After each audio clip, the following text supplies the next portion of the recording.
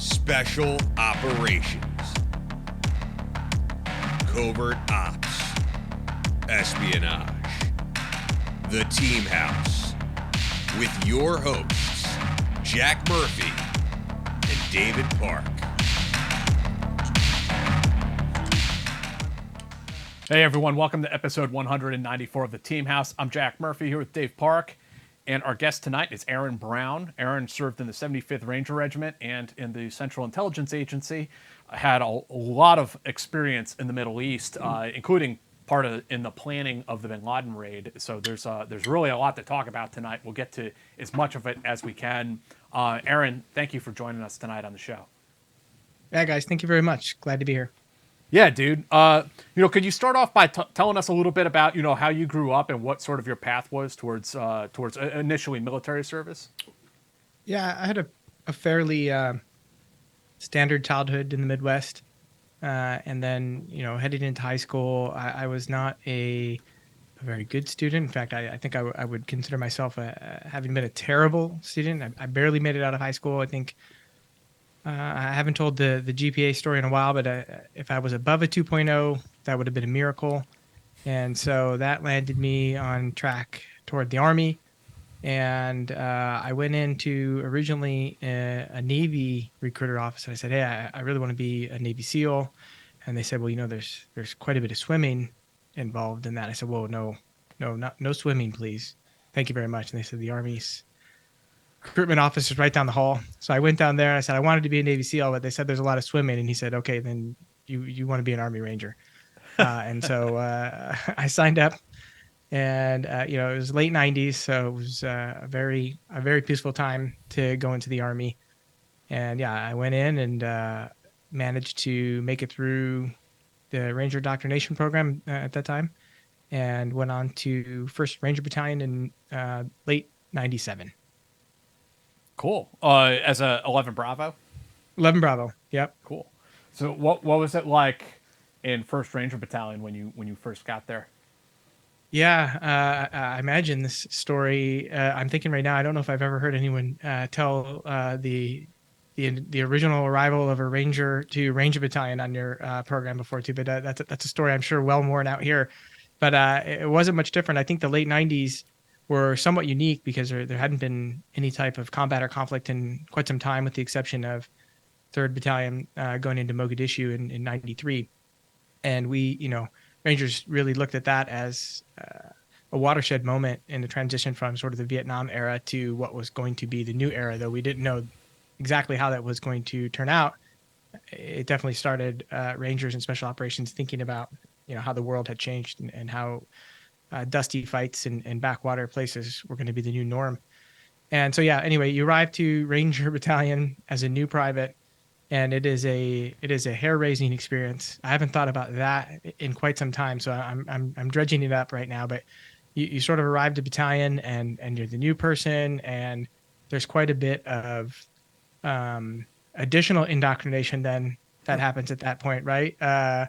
I remember some of the stories. Fortunately, I didn't have to deal with this too much. I do remember, though, others having to go through what was, I think, then considered hardening of young Rangers, and now is, I think, called hazing. Though we could debate that. Physical correction. Motivational. Yeah, that's right. Yeah. Motivational Yeah. events. I was okay with the physical correction was okay. I think the mental part was, the more challenging part. I don't know if this is apocryphal or not, but one of you guys might be able to tell me this. But I remember the story being told that the incident that I can't remember what movie it was, where the individual is signing up to be a member of a fraternity, and they have him, tie a cinder block to some sensitive parts, and they make it seem like the rope is very short, and then he stands on the top of the building, he throws the cinder block off, and you think that the rope is going to run out long before the cinder block hits the ground. I believe that they actually did that at 2nd Battalion for a while in the early 90s, and one very brave Ranger or very dumb Ranger decided that it would be better to follow that cinder block off the 2nd floor building than find out what was at the end of that rope. And that changed a little bit from there. So we didn't have to deal with anything quite like that. But that was that was a wake up moment when you arrive to Ranger Battalion and you see all these folks who, for a young person like me at that time, you've built up that place in your mind quite a bit by the time you get there.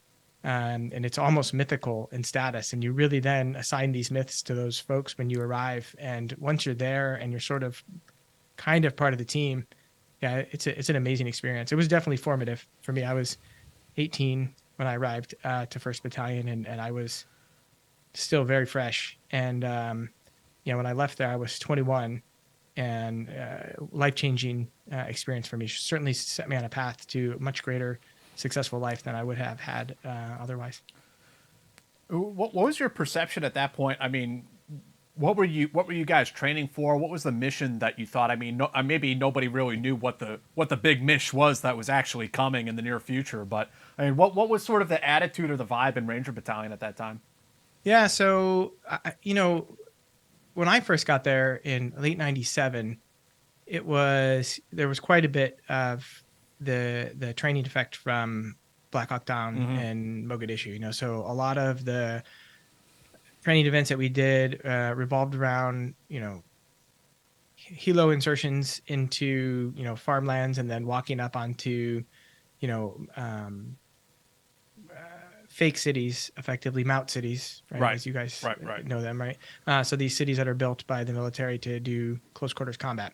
And so we must have done helicopter insertion, walk 2,000-3,000 meters onto one of these objectives, take down the buildings, rescue the hostage or pull out the innocent civilians in a country where they no longer want to be, or some version of that. And, that was, I remember thinking at that time, I wasn't really sure that we were ever going to do anything like that. And then in August of '98, which was less than a year from my arrival, but after I had gone to, or while I was in Ranger School, actually this happened. So I think it was in Mountains Base when this happened. The bombings in Africa, the 2 embassy bombings in Africa that ended up being, Al-Qaeda's coming out attacks happened. And, at that time, we all sort of thought, well, this is it. Now we're off to war. And those of us who were in Ranger School, I remember we were plotting our escape from Ranger School because we were so scared. As young Rangers at that time, all we wanted to do was go to a conflict, right? Go to a combat zone. And here we are stuck in Ranger School. And we were certain that the battalions were going to leave without us, and that the only way we would make it is if we quit and hitchhiked back to our battalions. I guess I don't remember exactly what our thought process there was. It was a bad one, a really bad thought process, obviously, especially in hindsight. It would have been bad had they been deploying, but it was certainly bad that because they obviously did not deploy at that time. And I thought about this story not that long ago, and I can't remember, other than probably just fear of getting in trouble, why we didn't actually execute that operation to escape. But clearly we were right not to, because of course that was followed up with cruise missiles in Afghanistan and not a raid force, even though there was planning. And one of the interesting features of my career was I got to look back through a lot of the old information on those time periods, from a higher classification level, and see what was actually happening behind the scenes. Because we did spin up to deploy numerous times at that time period. I mean, we were locked down, it seemed like every other month at that point, and doing the same thing over and over again. I must have taken down bin Laden's compound in the late 90s 100 times in 20 different ways. And so that was all it was. From 1998, from August 98 until I got out, we were going after bin Laden the whole time. But at that point, I didn't really know who bin Laden was. I mean, we knew he was out there. We got the briefing on him. But it wasn't something, I never really thought about it. I didn't go back to the barracks and think, oh, we might have to go after bin Laden at some point during my time. It was like it was the briefing we received before whatever, training mission we were doing. But then after the training mission was over, I feel like I mostly forgot that was even the guy or the group that we were thinking about that time. It's really funny to think back to some of that stuff, because when I was in Ranger Battalion, even though it was post 9/11, I remember training for a number of scenarios where we were targeting Mano Hohoi in Colombia. He was the FARC leader, and that mission never happened for us. But now I'm kind of journalistically revisiting that topic and kind of what actually happened down there. But yeah, a lot of people. It's interesting that you bring this up. A lot of people don't understand like how close we come right up to the precipice. Like they were going to deploy Ranger Haiti. Battalion. Yeah, Haiti's a perfect example. But also when they crossed the red line, Obama's red line, and that got crossed, like we came like that close to sending the boys in. Yeah.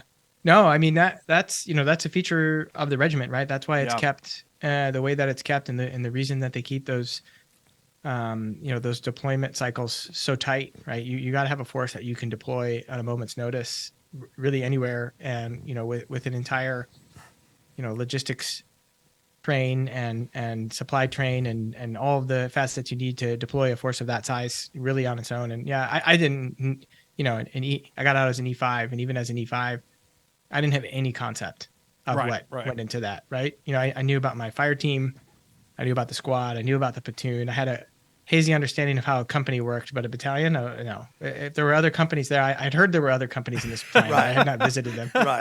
Right. Yeah. Is that why you ended up kind of popping smoke from Ranger Battalion? You getting spun up all these times, but nothing happens?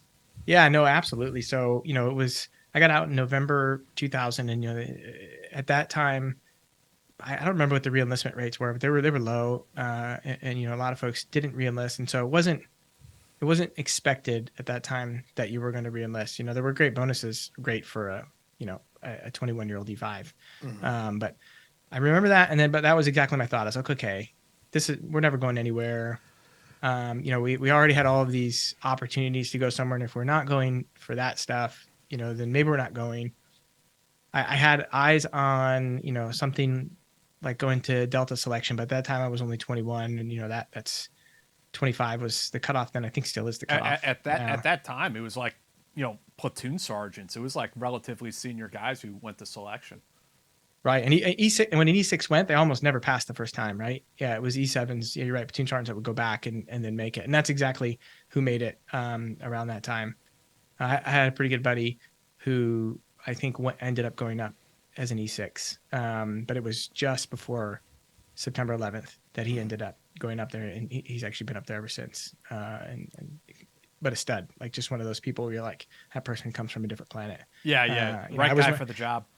I was throwing up at 13 minutes at 2 miles, and getting across the finish line by hook or by crook, and he was like breezing in at like 9 minutes, and then hitting the gym. Right. Yeah, it's funny because I was in second bat at the same time you were in first bat, and I remember that time from 97 to 2000, you'd get spun up like nobody thought. I personally thought, I know a lot of my buddies thought, there's never going to be another war. Rangers, we don't really have a job anymore, and it's exactly what I thought. Exactly. And a lot of guys left, and it's funny because so many of those guys that left from 2000, 2001 tried to go right back in. It's like, oh shit, like what am I doing? That was me, for sure. And I have to remind myself, did I truly get talked out of it, or did I allow myself to be talked out of it? Because I over the last 20 years or so, I think I've decided that I'm actually a pretty big coward. I've been put in a lot of positions where I've never been in a combat scenario, or at least where I'm being fired upon or have to do any of the firing. Indirect fire and all of that stuff is very different. But I have been in a couple of indirect fire incidents, or at least nearby incidents, and I remember thinking, I'm like, I don't know that I ever had the courage. I think God, no one ever had to put me into a scenario where I had to show how big of a coward I am. That had never happened to me. But yeah, that's the same thing. September 11th happened. I was in college, and I remember watching it and thinking, I was only a semester in, and so I thought, okay, well now I got to figure out how to get back in. And I had a very lucky phone call, more than one, with my old platoon sergeant at that time, and I told him what my thinking was, and he was probably right. Though some people did make it all the way back to battalion at that time, a lot of people didn't, re-enlisted and didn't make it all the way back. Ultimately, most of them got there that wanted to, but they didn't make the first deployment, which was their goal, and they ended up doing menial work for the first couple of deployments, and that was a depressing event for them, and I think it would have been for me too. But anyway, he told me to stay the course. I'd already decided after September 11th I was going to study Arabic and really get into this a cultural understanding of what we were up against, and what we needed to know to really understand how we got into this position, And he just coached me and said, look, this is going to last a long, long time. Very prescient for what was then probably a 30-year-old platoon sergeant. Yeah. And he said, yeah, just stick it out and stay the course. You're going to get a chance to get into this, and you'll probably get into it at a better point if you just stick around. And it was probably like phone call 5. I was like, all right, I'll see what happens here. Yeah, that was some sage wisdom, in retrospect. What was your path forward from there? So that story, fortunately and actually unfortunately, continues on. So fast forward to March 2002, and my platoon, you guys I'm sure know this story quite well. Neil Roberts from SEAL Team 6 fell out of a helicopter in Tucker Gar, and I haven't told this one in a little while, so let's see if I can get through it. So Tucker Gar happens, Neil Roberts falls out, and my platoon is the QRF for that. So, you guys know, and I'm sure most of your audience knows at this point, that, from November of 2000 to March 2002, not a lot of turnover had really happened. So it was pretty much still all the same folks that I knew, with a couple of exceptions. Well, they got called up one talk. So half the platoon got called up to go up there. And you guys, I'm sure, know the story, right? And the helicopter ends up getting a little disoriented on the way up to try and find Roberts, and gets turned around and ends up landing pretty much right on the Taliban objective at that point, and opens the ramp into crucifire, right into the ramp. And two of my good friends, Mark Anderson and Brad Khowst, were killed instantly before they even got off the bird. And Mark Anderson was my assistant gunner and ended up taking over my gun after I got out of weapons squad. And then Brad Khowst took over my team when I was a team leader. So I left and he moved up into my team leader slot. So, and then Matt Commons was also killed from 1st Platoon. I didn't know Matt. Matt came in after I left. And then those guys, of course, fought unbelievably valiantly. Some amazing combat stories came out of that fight. One of the privates from my team, Pazder, I remember this time, was he was just one of those privates where you're like, man, I got to spend a lot of time with this guy. Like he's always forgetting something, or he's putting a thing down over there when it should be over here. He's standard private stuff. And I got to hear this story straight from him. I heard his version of the story, which was very humble, and I heard the story of the folks who were around him when he picked up the gun and basically got off the bird. Mark, his gunner's down on the ground. And he picks up the gun and gets off the bird and starts laying down fire. And he earned the Silver Star for that act. And I remember seeing him at a bar, years later. And he comes up to me and he says, hey, Sergeant, how's it going? I was like, no. You do not call me Sergeant at this point. You can call me Aaron and a lot of other names if you want to. But you displayed uncommon valor on that battlefield. And for all of the things that I thought about you when you were a private, which again, he was a good private. Like he wasn't, you know how it is when you're like you're a gun team leader and you got a private. Like, of course, I made the same mistakes and didn't remember that I was making those mistakes about myself. Of course, he just shined on the battlefield there and certainly saved some of his comrades' lives. And there's 100 stories just like that from that whole group. I'm doing a disservice. One of them's going to watch this and be like, oh, he mentioned Pazder, but not, these other ones. I mean, it was just great. The other chalk ended up, having to infill as well, because those guys obviously got pinned down and they infilled the second chalk, and those guys had to walk up the side of a mountain in what it was waist deep snow. So hard was that march that they ended up flinging their body armor over the side of the mountain in order to destroy it and not leave it for the enemy, but also so they could make the rest of the hike. And I mean, you could just imagine what agony that must have been. And then you get up there to find some of their buddies had been killed and that they had been in a pretty heavy firefight. So that happens in March 2002, and I get woken up in the middle of the night by another Ranger buddy who was out and then ended up going back in and is about to retire in under a month right now. So it's just a really interesting way that life goes. He called me in the middle of the night and let me know those guys were killed, and we all got together and flew down for the funerals in Florida. Two of them were buried in Florida, Mark and Brad. And so we went to the one funeral and one wake. And that was one of the first funerals that President Bush attended, because it was one of the first true combat engagements of the war where multiple people died. And so it was a major event. And I saw that platoon sergeant down there. He had moved on from 1st Battalion at that time, so he wasn't downrange with these guys. And we had a long talk about how he, potentially save me from having to display my common my common non-valor, whatever the opposite of uncommon valor is, as I would have probably crouched under the helicopter and waited for the situation to die down a bit. But anyway, so that put me then on the true path to like, okay, I got to dig in and I got to focus on this. And I moved on from there into study Arabic, and I did a year in Cairo at the Arabic Language Institute, and finished up my degree overseas in Egypt, and then went on the path towards CIA. Dave, can you give a shout out? Do you have the copy for BetterHelp? I do. Hey, so one of our sponsors tonight, we appreciate it, is BetterHelp. Look, guys, anybody who's been in combat, and even people who haven't, everybody needs help sometimes. For a variety of things, not just post-traumatic stress, but anxiety, all types of things. BetterHelp is one of our sponsors tonight, and it's a great avenue for therapy if you're looking for therapy. One of the challenging things I think for people who have been in therapy is finding a good therapist, being able to screen people, finding somebody good in your area. BetterHelp really helps with all of that. If you want to live a more empowered life, therapy can get you there. Visit BetterHelp.com/teamhouse today to get 10% off your first month. That's BetterHelp, HELP.com/teamhouse. And the other sponsor that we want to talk about tonight is Groove Life. Groove Life makes a number of different products, including this belt that you see me wearing tonight. This little guy right here.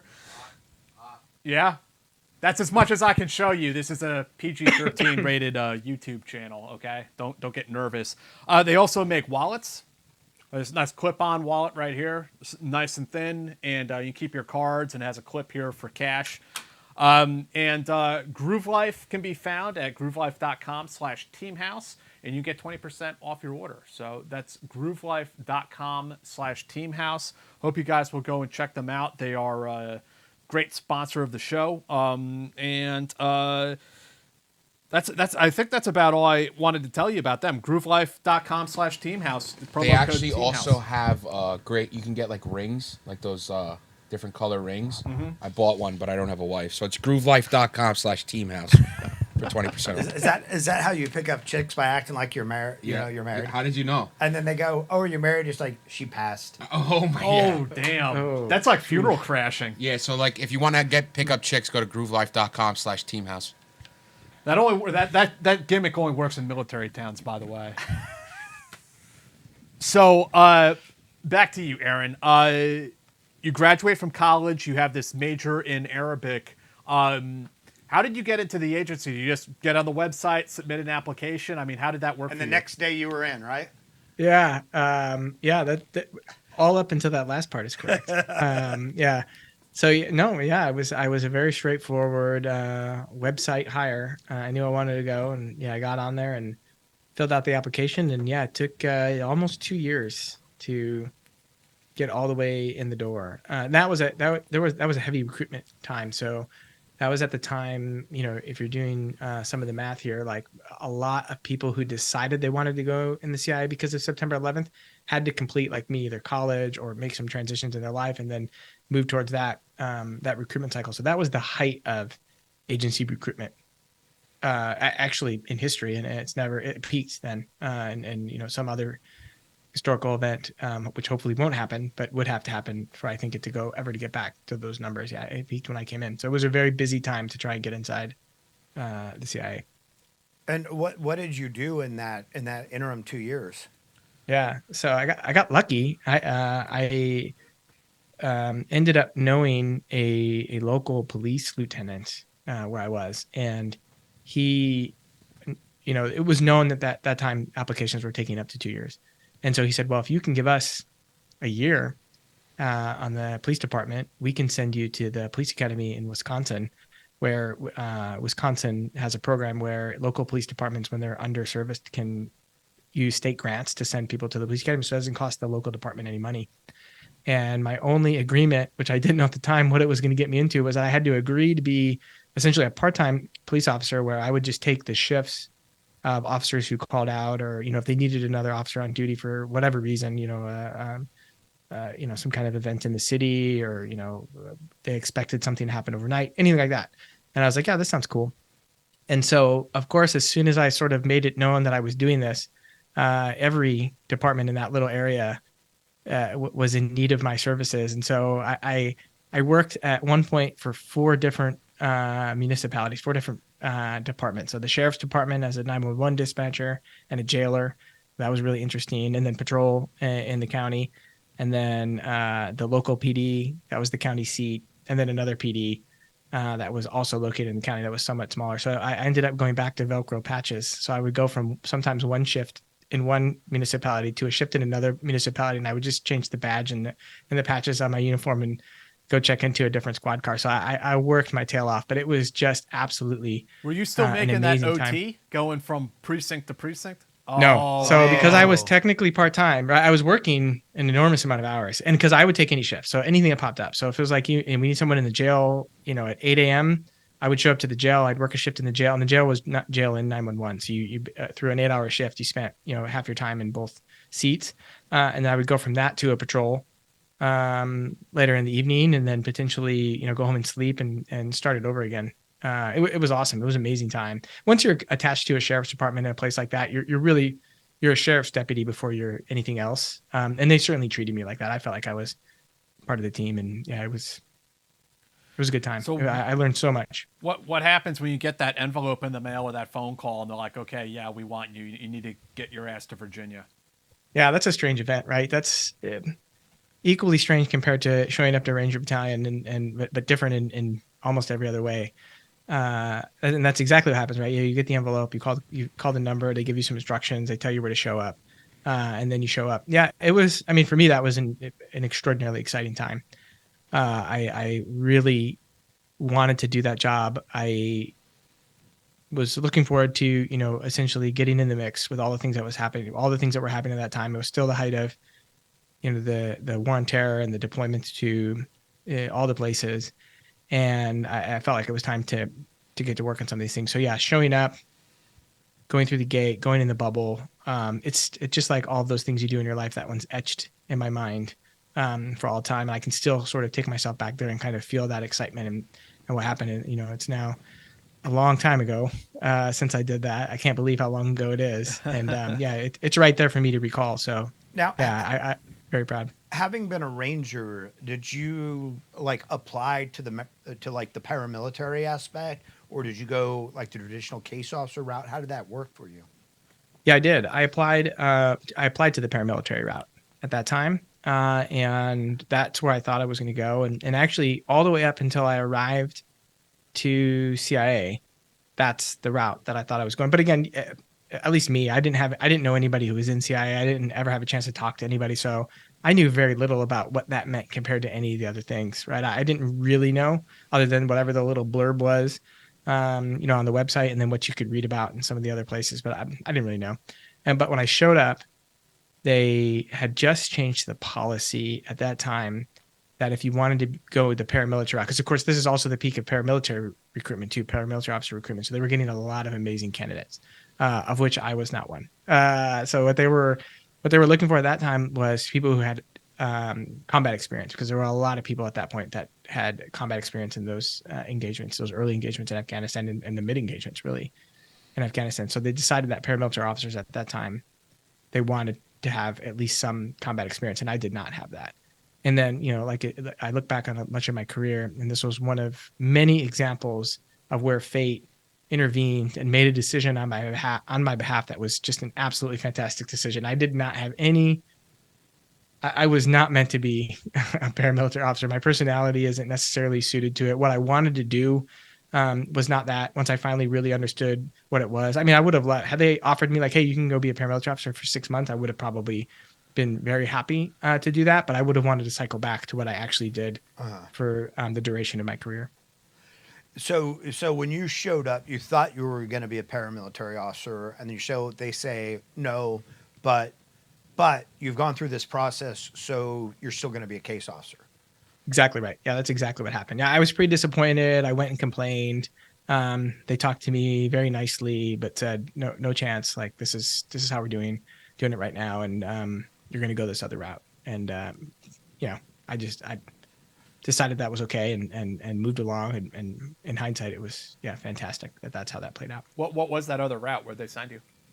Yeah. So just case officer. So, I guess not just case officer. That's how I think about it. Right. But I mean, so you go the case officer route. So, you line up for a date at the CIA's farm, and you do a little bit of, sort of on the job training in advance of that.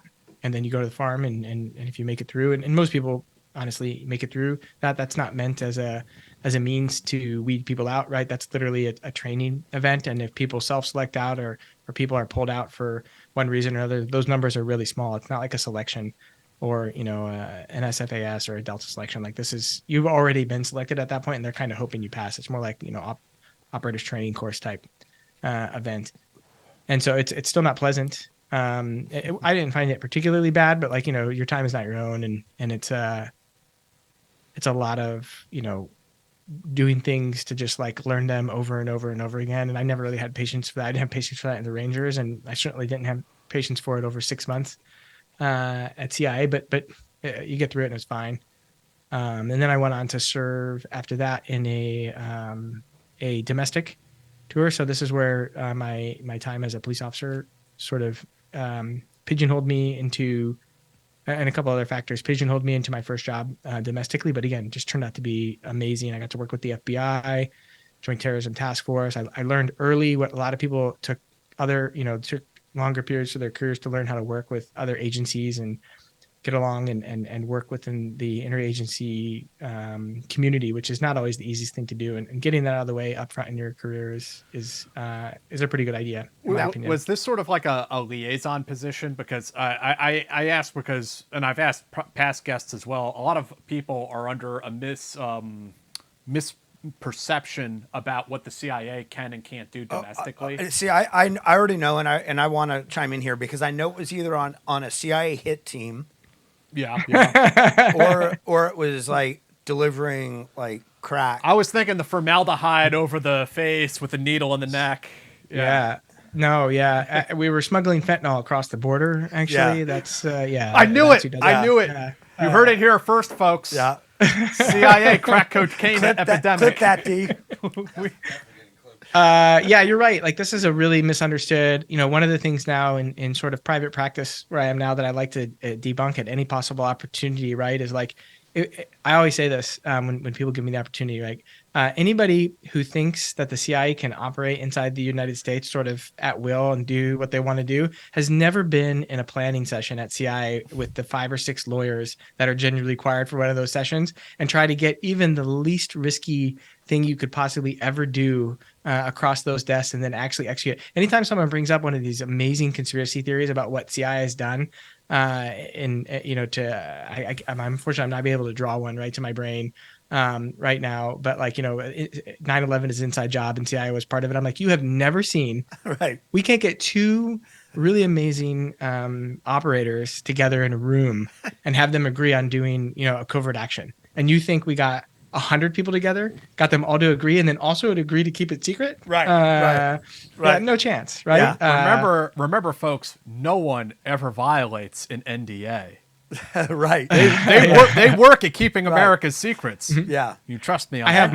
have mine up right on the screen here, and I'm working through it as we talk about. No, go back. Yeah.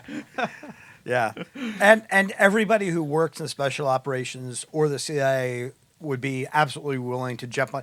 When you have a plan to kill 10,000 Americans, everybody in the agency and the special operations units would be, let's do that. Let's kill Americans because that's why I'm here. We couldn't even get to agreement on how we were going to take out bin Laden. Right. And everybody agreed that should be done. Right. You can't even, Anwar al-Awlaki was a great example, right? Like, they tied themselves in knots for months and months and months and months. This guy was a guy he was absolutely known. He was telling people publicly that he was planning to kill mass amounts of Americans. Like he was saying, I'm a criminal. I'm planning, essentially a criminal act, a mass murder. I'm telling you this through my media persona, and the agency still tied themselves in knots in whether or not they could, and they couldn't get to him. That's the other thing, right? When like, well, you should have gone and captured Anwar al-Awlaki. I want to be like, have you ever been to the mountains of Yemen? Yeah. Like, have you ever seen what it's like to ride a helicopter in, sort of nap at the earth and then land and then go grab an Awlaki out of the Awlaki tribe? That's a fighting tribe that's been fighting off invaders since the beginning of time, and you want to go in and try to find a guy who's hiding there? No, like that's not. He said he's gonna kill people. Yes, he's an American citizen, but at this time you've got to weigh the odds here. And I know there are lots of people that come down, on the other side of this debate, and again debating the efficacy of it or whether or not it was legal or extrajudicial.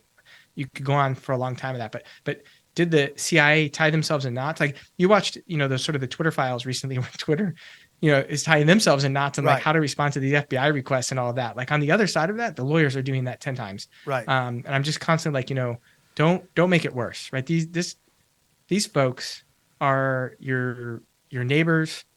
They're great Americans. They're great people for the most part. There's some bad apples, just like there is everywhere, but the vast majority of them are just great people. You want them at your son's or daughter's basketball game.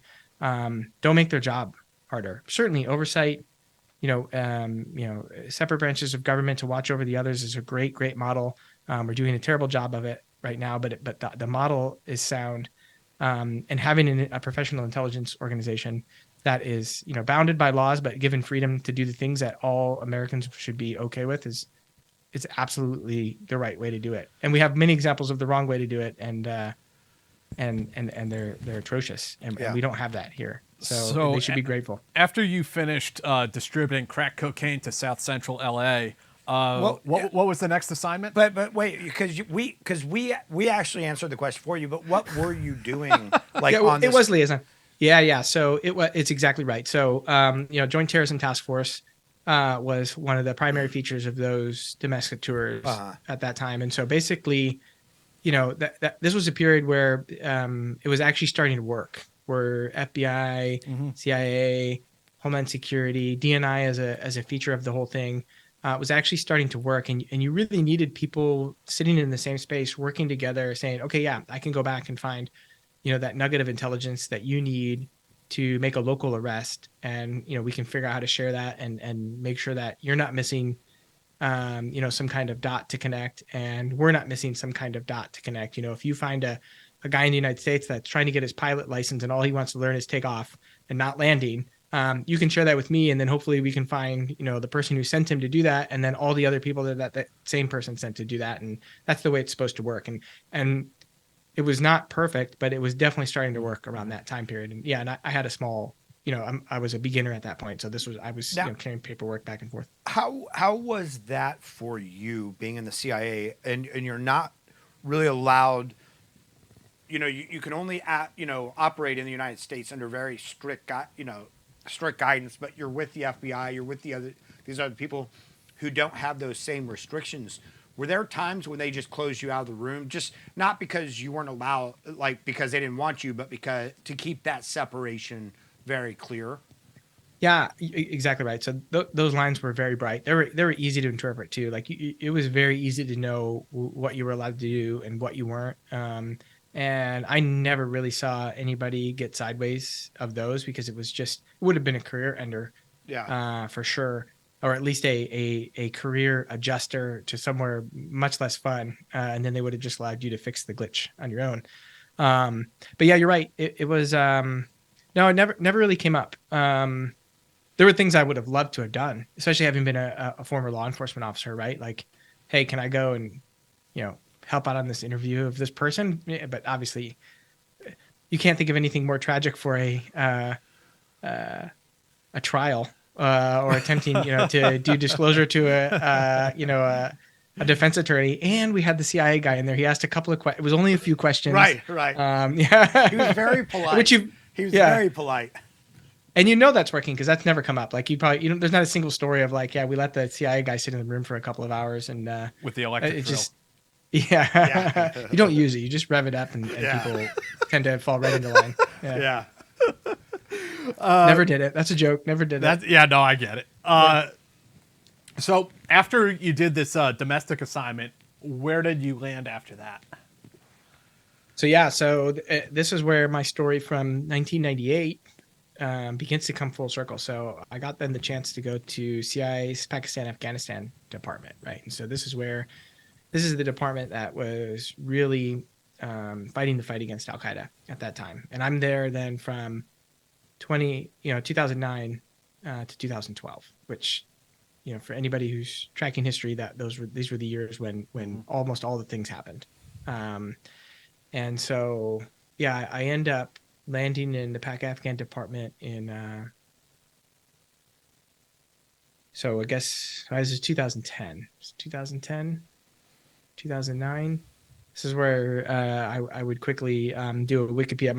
My ability to remember specific historical dates is super faulty, but I arrived at Pakistan-Afghanistan department, and I'm going in to this is going to be one of my first base level leadership jobs that I'm going to take on. But the leadership position that I'm supposed to take is still occupied. So I've got to find a job to do in the meantime. Give me a job, and they give me the inauspicious position of being the Khowst Base desk officer. So I'm going to ride my time on a fairly large base account at that time. And so one of the first things you have to do when you're arriving to a new base like that, or one of the first things is a good idea to do, not everybody did it, was to deploy forward to your base, get to know the officers that are downrange, and learn about their operations firsthand, meet some of the do some of the things that they're doing out there, get a lay of the land, so you can really visualize it and have a sense of it when you get back to that desk and can know what you're doing. The war zones were just a different feature for CIA, right? Because you did that's how desk officers have worked at CIA forever, right? If you're the desk officer for Bulgaria, you at some point end up in Bulgaria, and usually you spend a longer period of time, you eat the food, you have some fun with the people, but in this case, you deploy out to the war zones. And so I deployed out to Afghanistan that fall after having arrived, and met those teams and hung out with them and learned what they were doing, and ended up spending that Thanksgiving out there, came back home, and there was a major operation happening at the time. And I was part of the early stage planning out in Afghanistan for this operation. And I haven't told this story chronologically before, so I'm failing at I'm both weighing that stupid NDA in my head that you were talking about, and also trying to remember exactly what the true chronology was of it, so I don't get called out on misremember this. But this was when they had decided that they were going to bring over a guy by the name of Humam al-Balawi, who was at that time in Pakistan and claimed access to the senior leadership of Al Qaeda, and seemed to legitimately have that access. He demonstrated that he did have that access, and he was a possible informant that was going to come across and talk to the CIA. Nobody had ever met him up until this point, and he had come to us by way of another intelligence service, an Arab intelligence service. I'm pretty sure the Wikipedia article articulates this quite well. But so we started to do the planning for that while I was out there, and this will be important here in a minute as I move towards the story here. That was a shaping feature for me for the rest of my time at CIA, and up until this point, this very day, I think about this often, and I make decisions based on what I learned during this period of time. We had this. He told. He was constantly coming up with reasons why he couldn't easily get to this meeting at Khowst Base, and we attributed that to him being kind of a coward. Right, here's a guy that, okay, he wants to do it. He's saying he wants to do it, but he's coming up with reasons why he can't cross the border. And to be honest, like, that was a scary border to cross, especially Pakistan to Afghanistan. Like, he and I would have gotten along as cowards had he actually been a coward, potentially, if that had been true. But of course, it wasn't true. He was definitely not a coward, far from it, or at least not the coward that we had been him as.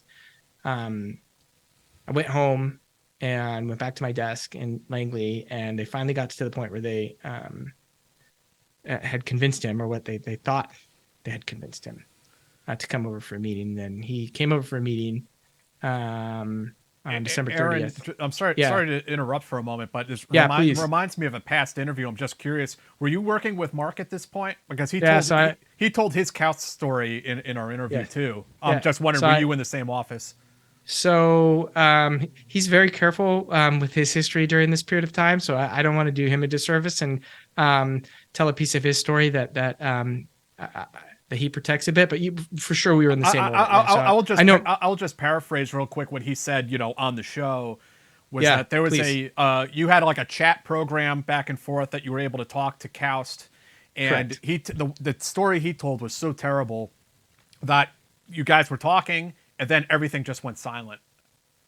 And at a certain point, it became obvious something was really wrong. So for me, so I know Mark very well. And we've commiserated over this story before. And I got to meet him at the location that he was located. I didn't meet him until after this. So I didn't know him. I guess I had met him, but I didn't spend time with him until good hardcore time with him until after this. So I knew who he was. He was at a different location than I was. But yeah, you're absolutely right. So that day, it was a big day, right? Like this was we thought we were bringing in, a potential, and it wasn't an asset at this point, right? This was a possible someone who was more like an informant at that point that could potentially become someone who would report on at this point the idea was he was going to report on Ayman al-Zawahiri, who was the number 2 in Al Qaeda at that time. And then the idea would be maybe that this would even turn into bin Laden, which was everybody's focus at that time. And so it was a big day.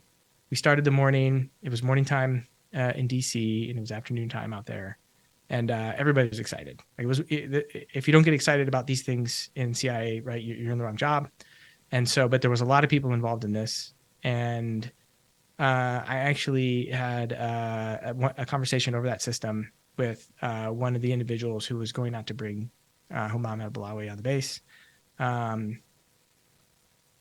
think I have this. I think I'm good here. But so I'm talking with Harold Brown at this point, and he's very excited. He's like, he's coming. We're good. Let's we're gonna go do it. Now that was my last interaction with him, and so I'm communicating this up like, okay, it's rolling out. This is going. There's a lot of visibility onto this at this point.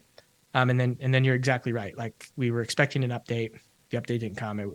Comms went totally dark, which was extremely unusual.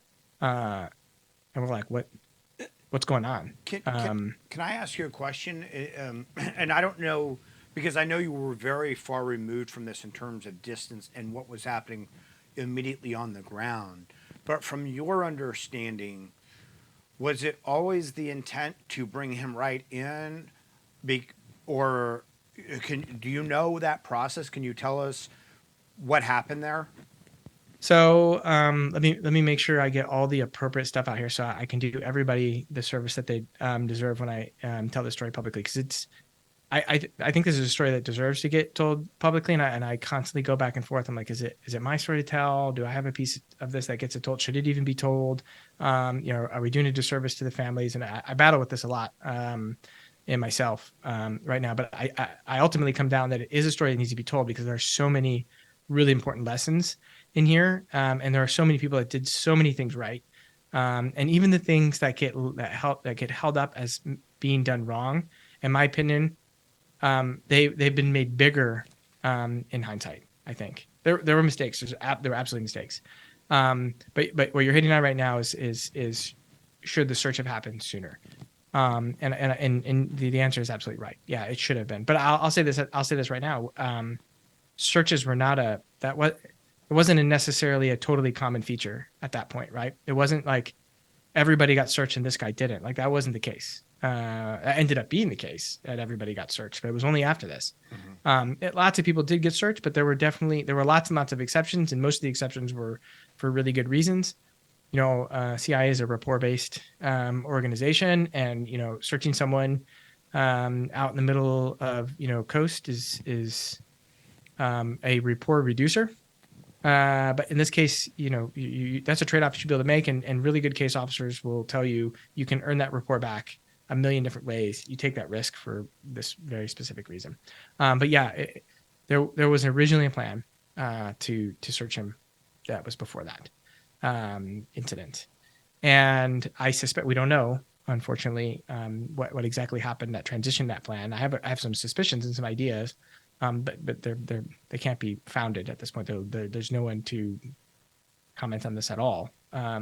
So he ends up coming in, and and this is where I can speculate, I think what they ended up doing, but we don't know, nobody knows, is that they thought that they would search him closer to the meeting site. But at this point, right, the thought process is not that there's at no point did anybody think he was going to blow up the place, right? Like nobody was like, this is what we're worried about. Like that didn't come up. That wasn't even in the risk matrix. Like nobody was like, oh, and there's also this possibility, right? It's like you want to make sure he doesn't bring a weapon. Maybe he's going to get upset. Maybe he's going to change his mind. Maybe he's been coerced into carrying something on behalf of the enemy. We don't know that. I think, or maybe he's a double agent, right? Like, but a double agent from the perspective of like, he's going to consume whatever information he gets out of this meeting and take it back. That's what was really at the top of the threat matrix. So do we give this guy sensitive things or sensitive information about our gaps? And he's going to take them back, because that happens all the time, obviously, in espionage. And yeah, instead, of course, he gets out of the car, the GRS officers go to approach him, immediately recognize he gets out on the wrong side of the car, which is, I think, for the GRS officers, the reports from the ground was, it was clear that they understood something was going wrong at that point, but didn't. Again, it happened so quickly. I don't think they immediately knew what it was. They advanced on him. And then, of course, very infamously, he detonated an enormously huge suicide vest and killed 7 CIA agents at that time, including the GRS officers that were going up to get him. And then one foreign service, or one officer from a foreign service, and then one local Afghan commander at that time. And so, yeah, that was an amazing event, obviously, in the history of the CIA, but also in my personal history, as sort of having, just had Thanksgiving with some of these folks, having just talked to Harold Brown moments before this happened. And he was, of course, killed in this. And he's a fantastic guy. I'm just an amazing guy.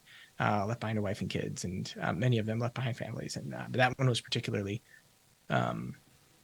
acute for me. I knew Jennifer, and then I went to training with Liz. Like it was, a fellow Ranger from 1st Battalion, obviously, and yeah, I didn't know him, but still sort of an interesting way that history comes around.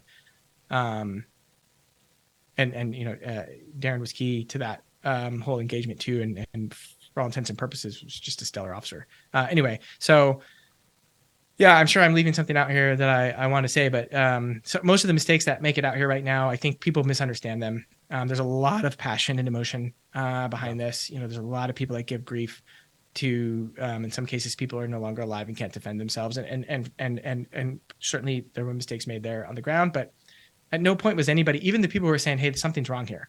And there were people who definitely raised their hand and said, something doesn't feel right about this, which is a standard feature of, CIA risk mitigation.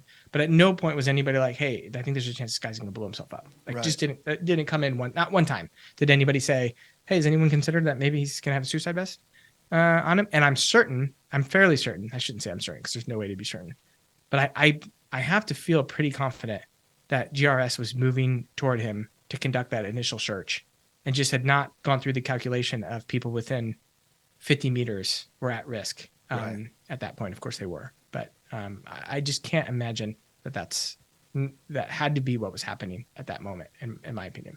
Sorry, I went longer on that. No. I was like speaking to think. What was going on for you and your teammates in the office as all this happened and unfolded?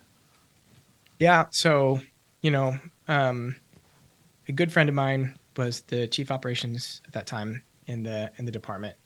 And that's the number 3 there. So senior guy in what that time was the largest department in all CIA, and still at this point, just like all the things at that time, that was the largest, and there's not been a larger up until now.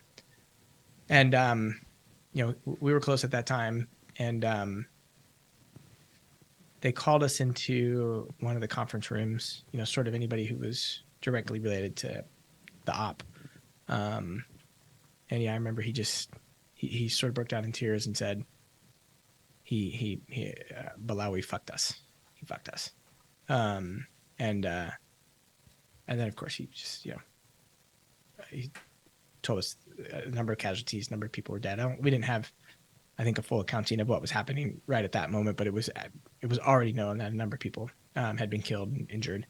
And there were people out there at that time who were from the department to support this. So like people who were like, would be in that desk right there if they weren't out there with kids and families right there, which I think was what we always thought about. And one in particular was thought to have been mortally wounded. Turns out wasn't, but had a shrapnel go through his brain, survived it, and continues in the fight today, actually. But yeah, the injuries were also massive for some of these folks. And so yeah, at that point we just consumed that, and frankly, I don't remember it. I can't remember any of the day after that. As I sit here and think about it, I can't remember what we did for the rest of the day. But I think we probably just circled up and started talking about it and trying to figure out what to do next. What did you guys do next? Like what was the fallout from this, and how did the agency respond? Well, we definitely built a list who we thought was responsible. We were very good at building lists at that time, and it did not take long to build out that list. And I will be glad to call him out and ask him if he wants to come meet me somewhere. There's only one man left alive on that list, and that's Sirajuddin Haqqani, who's in the Afghan government now as the Taliban take over. So that man was absolutely in the upper level decision tree of that, and he is I believe, I haven't looked at that list in a long time, but I believe he is the last person standing on that list. So that man is a marked man, in my opinion. But he is a little bit untouchable, I think, right now from a policy standpoint, or at least, anyway, you can imagine the tangles that are involved in that. But yeah, so we got a list, and then of course the investigation started, I think, immediately into what went wrong. Lots of conversations about what happened when, and who was to blame, and what do we need to do immediately. And of course, they instituted a policy. I think they did a stand down operations, but it wasn't long. You couldn't do a long stand down operations in that environment, and they rejiggered. And at that point, then everybody had to be searched. So they went way deep into the sort of the knee jerk response, which you can't blame them for that. Like that was an easy call at that point. Like everybody gets searched for now until we figure out why we didn't do better here. And that stuck around for a long time.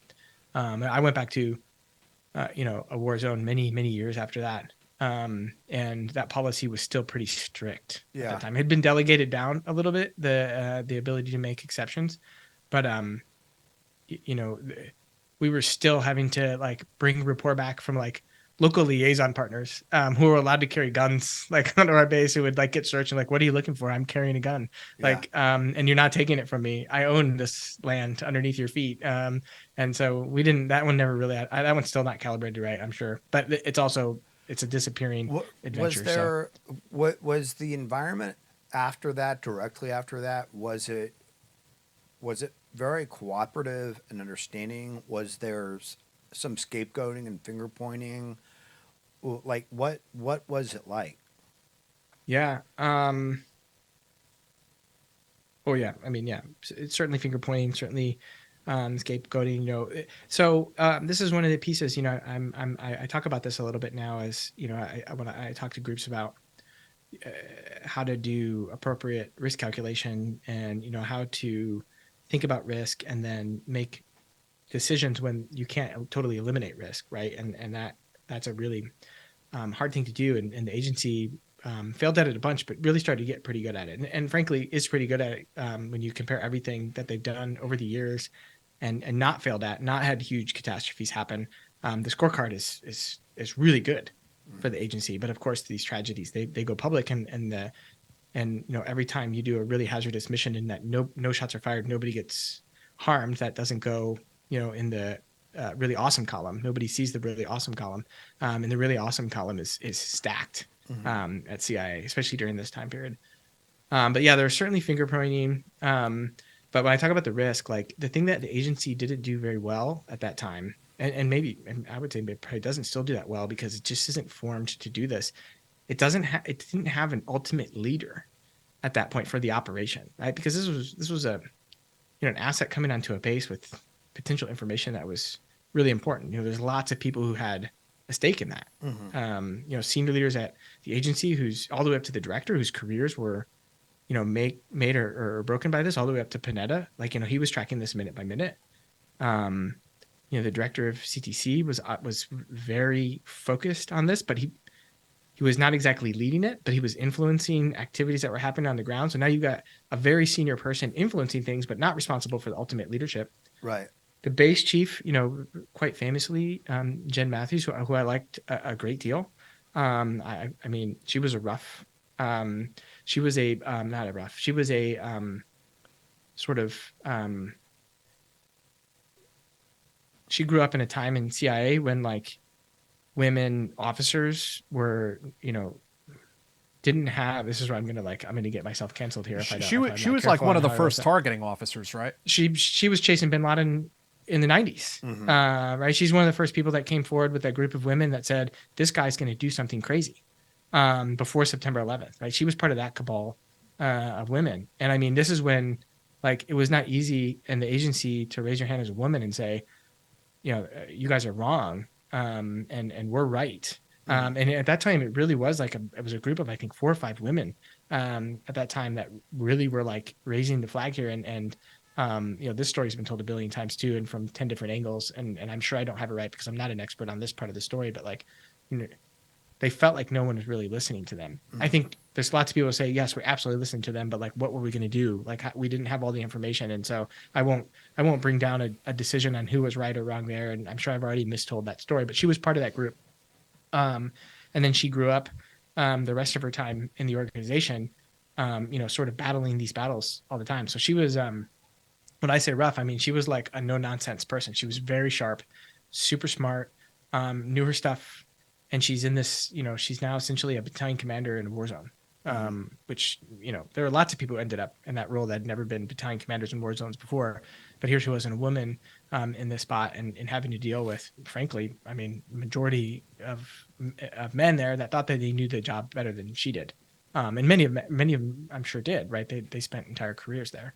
But you can just imagine like the pressure that she's in here. And now she's got the biggest thing happening in CTC on her base. Right. And she is ruthlessly trying to get to the end of this fight with bin Laden. Like this is her life's mission at this point. So she is really going to push the envelope to make this happen and to make sure it goes right. And so she's just having to make a decision after decision, I think. And again, we can't know, unfortunately, what exactly transpired there. And there's a ton of people who will line up right now and say it was her fault. She made tons of bad decisions, and that's why this happened.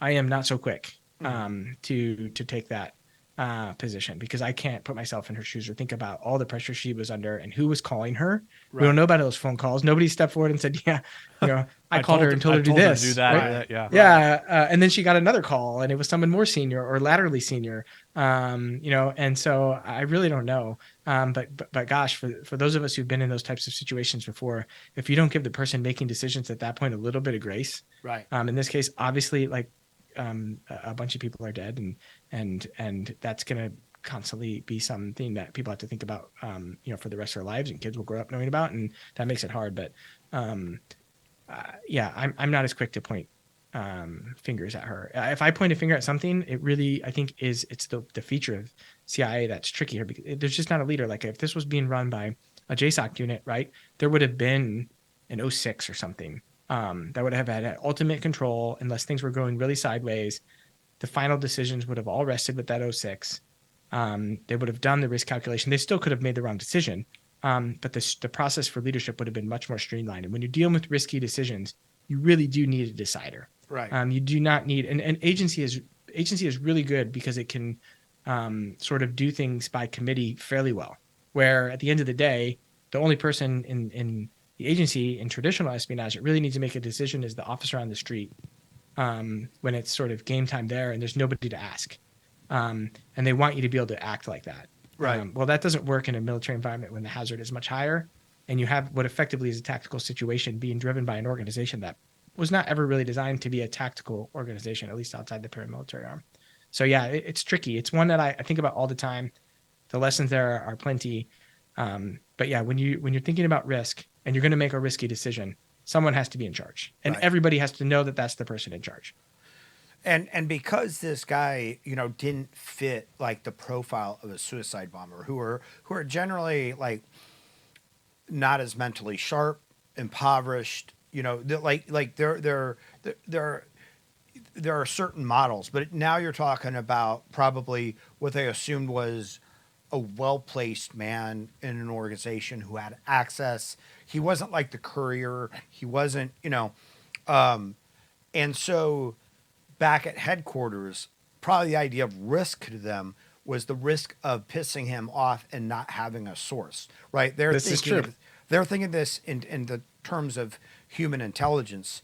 Well, we risk, what's the risk? Not a suicide bomber. The risk is alienating this man and not getting his intel.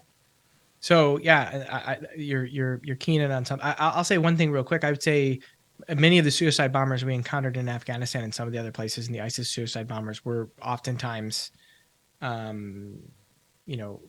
lower educated folks, Right. lower economic status, but an enormous number of people who decided to kill themselves in the name of jihad were extremely sophisticated, well educated, in some cases very rich. The 19 hijackers all came, not all, but predominantly came from fairly well off families with backgrounds you also wouldn't have put in there, right? These were not poor people. And other folks in some of the other places that aren't war zones where, Al Qaeda or ISIS isn't going in and essentially saying, hey, if you blow yourself up, I'll give your family, $2,000 and you'll go, paradise and you'll live ever after in Valhalla, essentially. And I don't know what the numbers look like when you compare them up. I'm sure that number is much larger, but that's not necessarily the measure. At least that wasn't the measure. I don't think that we were going by there, because I think if I looked back, I'll be honest. Anybody who ever asked me, if I'm being honest with myself, and somebody said, "Hey, had you been there?" and they said, "Hey, we're going to move the search point up from the guard post at the gate to GRS in the Dusty compound for some really good operational reasons, operational security, a little bit of rapport. We're still going to search him." I don't know, and I don't know this conversation happened, so they could have been like, "Nope, no search. We're going to bring him right in." I don't know. But had you said that to me and I was out there, if I'm being honest with myself, I probably would have been like, "Okay, yeah. this is fine. We're still going to search him. It's okay." At no point, I know for a fact I would not have thought he's going to blow something up that's going to launch BBs so fast and so hard that's going to go through steel beams 100 meters away. Right.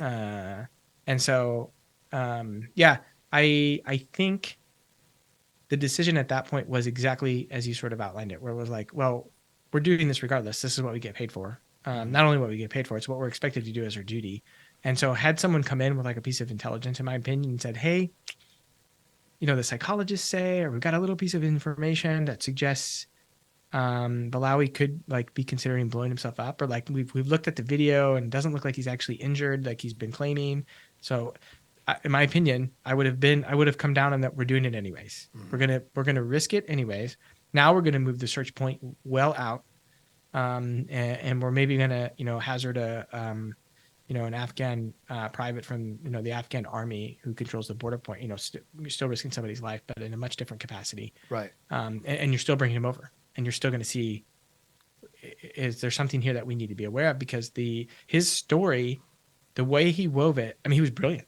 He did a great job from the perspective of a double agent. You hear lots of times that he was a triple agent. It's really hard to actually be a triple agent. There requires some high-level trigonometry to figure out what actually constitutes a triple agent, but effectively he was a double agent, right? And he wove that story extremely well. They knew at that point exactly what would get us spun up, CIA.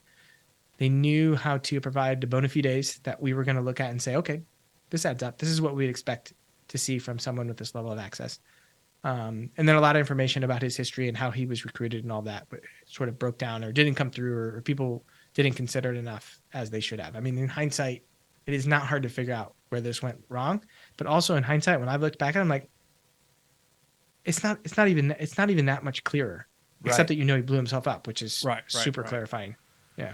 So as the dust settles, literally and figuratively, you remained on the AFPAC account for a while. What did they have you working through that list that you guys just came up with? Well, there were many lists at that time, right? That was a very that was an effective period in America's fight against Al Qaeda. If you I don't know if you, I'm sure you guys are familiar with the Long War Journal. If you're not, the Long War Journal, I'm sure it's probably still being published now, but much less read. They were documenting sort of that war by day, the fight against Al Qaeda, and they did an unbelievably fantastic job. We were constantly looking around the vault and be like, which one of you is reporting to the Long War Journal? And it was a website, essentially a daily newspaper for the war on terror there in that region. Not just that region, but they were really good in that region. And it was like every day there was some pretty amazing successes. And it was the fact that it was such a successful period that also I think led people to maybe become overconfident in our abilities to get things done there. But you're right. So that was the end of 2009. We go into 2010. I move into this position, as a mid-level leader there, and then the fall of 2010 rolls around, and when you get into one of these leadership positions, you generally get thought of as part of the committee that sort of helps to make decisions about things, or you're at least brought in and talked about things that transpire.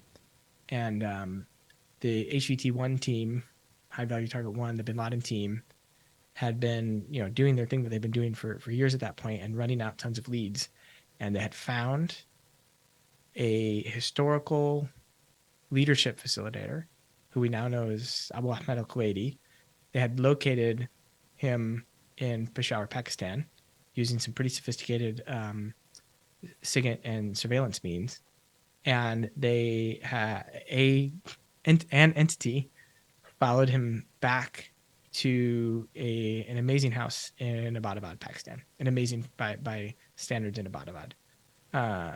And I don't know if again, this is one of those stories I'm not 100% is true because I didn't hear it firsthand, but some version of that went when the individual who was one of the individuals that followed AAK, as we called him, to this house, got to the house and said something along the lines of like, "Oh shit," knowing at that point once he saw the house, like, this is something. Came back, and of course that started to make its way whispering around the halls of the AFPAC department that Abu Ahmed al-Kuwaiti had been discovered doing some pretty amazing phone OPSEC security, phone security. He was using one phone in Peshawar, shutting it off, and then he had a local phone that he was using in Abbottabad for the persona that he had adopted in Abbottabad and his family had adopted. And he was doing a pretty good job. This was just a hard sleuthing, targeting an operational effort to find that he was communicating when he was in Peshawar. He made the smallest of small slip-ups in saying something to the effect of, over the phone, I'm still working for the same guys I used to work for. And these folks who knew at that point Abu Ahmed Kuwaiti's story were like, okay, but this is something here. And then when he showed up back at the house, in the fall of 2010, I think everybody was kind of like, okay, this is definitely something. And at that point, a very small group of people were brought into that, and they started thinking about, okay, how are we gonna figure this out? What are we gonna do, and what resources do we need? They went to the president pretty quickly thereafter, and President Obama, to his credit, was like, you unlimited resources. You have no budget. There's no ceiling on this. Get to it. We're very lucky. America is very lucky that the director at the time was a guy by the name of Leon Panetta, Uncle Leon, as many of us think of him, or I do. My favorite director. Just a straight talking, mostly straight shooter. And when he wasn't a straight shooter, it's because he was doing something crafty most of the time that he didn't want everybody to know about. He's a little bit like Columbo. I kind of think of him. We're like, one more thing. I know all your secrets. And so I loved him, but I think he had a very good relationship with Obama. So like Obama really trusted him, but then he was also willing to push the envelope on things that others might have been less risky toward. And so, yeah, we move forward. I'm doing nothing at this point, but like sneaking into the meetings. Like anytime I like look on the schedule and see, because it's hard to kick out a branch chief, or I guess an acting branch chief at that time, from these meetings, right? It's like, oh, this is going to be awkward if we ask Aaron to leave, but he's not actually invited. It's no joke. Like I did this throughout my career where I'd be like, I'm just going to show up. Right. See if they kick me out. So I was regularly like sitting in the back row of these meetings as we're running up to it. And then finally it becomes pretty apparent that, there's a good chance. Anybody who says that they knew this was bin Laden when those helicopters launched is absolutely lying. Nobody knew. Nobody knew. The Pakistanis didn't know. That we in the PAC Afghan department didn't know. The president certainly didn't know. It was not known. What were the indicators though? Because I mean, some of the accounts, like even President Obama's account in his memoir, I mean, when he says he had to make the call, he's like, so at the end of the day, it's a flip of the coin, right? That's exactly what he said. It's 50-50. He said, stop telling me numbers. Stop telling me percentages. You're making up numbers. This is a 50-50 call. He did. He said that. What were, from the intelligence perspective, I mean, what were the indicators of like, maybe he's here? So yeah, I think between Obama, Panetta, and McRaven, I think they've done a good job of articulating, what was being looked at, right? So there was never a clear indicator that it was bin Laden. Like there were features of what they were seeing, and I'm going to butcher this, and any of my friends, or maybe they're not friends now that I'm talking about this publicly, we'll find out later. We'll be glad to correct me in some facet here, but the family numbers seemed to line up pretty well, which was always a pretty good way to know this. Had a pretty specific number of family members that would probably be with them. Excuse me. And that matched up. There was all kinds of trigonometry going on to determine, if the person pacing around the compound was 6'2" or 6'3", or however tall bin Laden was, or if he was even that tall, if this was an exaggerated number for his height. But again, never did that guy look up and give a full face review. And so at this point, it was just the features that really, I think, made it clear that this was going to be something that was going to go, were all the ones that are well known now. Like the third floor having no windows was just super suspicious. That it had a third floor at all was somewhat suspicious, but that the third floor was windowless. Super interesting clues that on their own don't really mean much, but start to become interesting when you're just trying to add this up. Like, a couple of the satellites were pointed towards Arabic speaking television stations, right? Rather than Pashto or Urdu. The stories about kicking, the neighbor kids kicking the soccer ball over the fence and not getting the soccer ball back, because they were just so security oriented behind there. There's a bunch of stories out there that are just not true about, surveillance teams and, safe houses and all kinds of other things that I think have just sort of grown up as myth over time. Like they were not taking the risk to put something too close to that and spooking, whoever was there. But again, I remember I was excited. I'm bad. Like I don't learn lessons very well. I'm like, it's bin Laden. Like this is it. Let's do it. This is bin Laden. Let's just get it over with. But the HVT1 team, they were divided, or I don't know if evenly divided, but there were at least a number of them. They're like, no, they've been tricked too many times by Intel, right? Well, what and about the story about the doctor?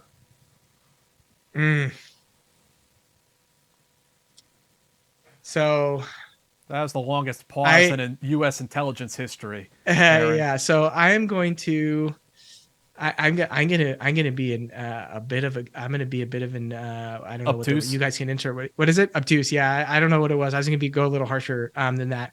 Okay. I don't know where this one stands. Okay.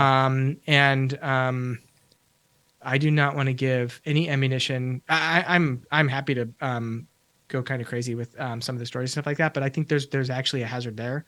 And I don't want to give any ammunition one way or another to something that could cause someone who I think truly might still be in harm's way, and I don't know this story well enough to know. So yeah, I should probably wave off of that one. So the team is divided though about whether or not he's really there.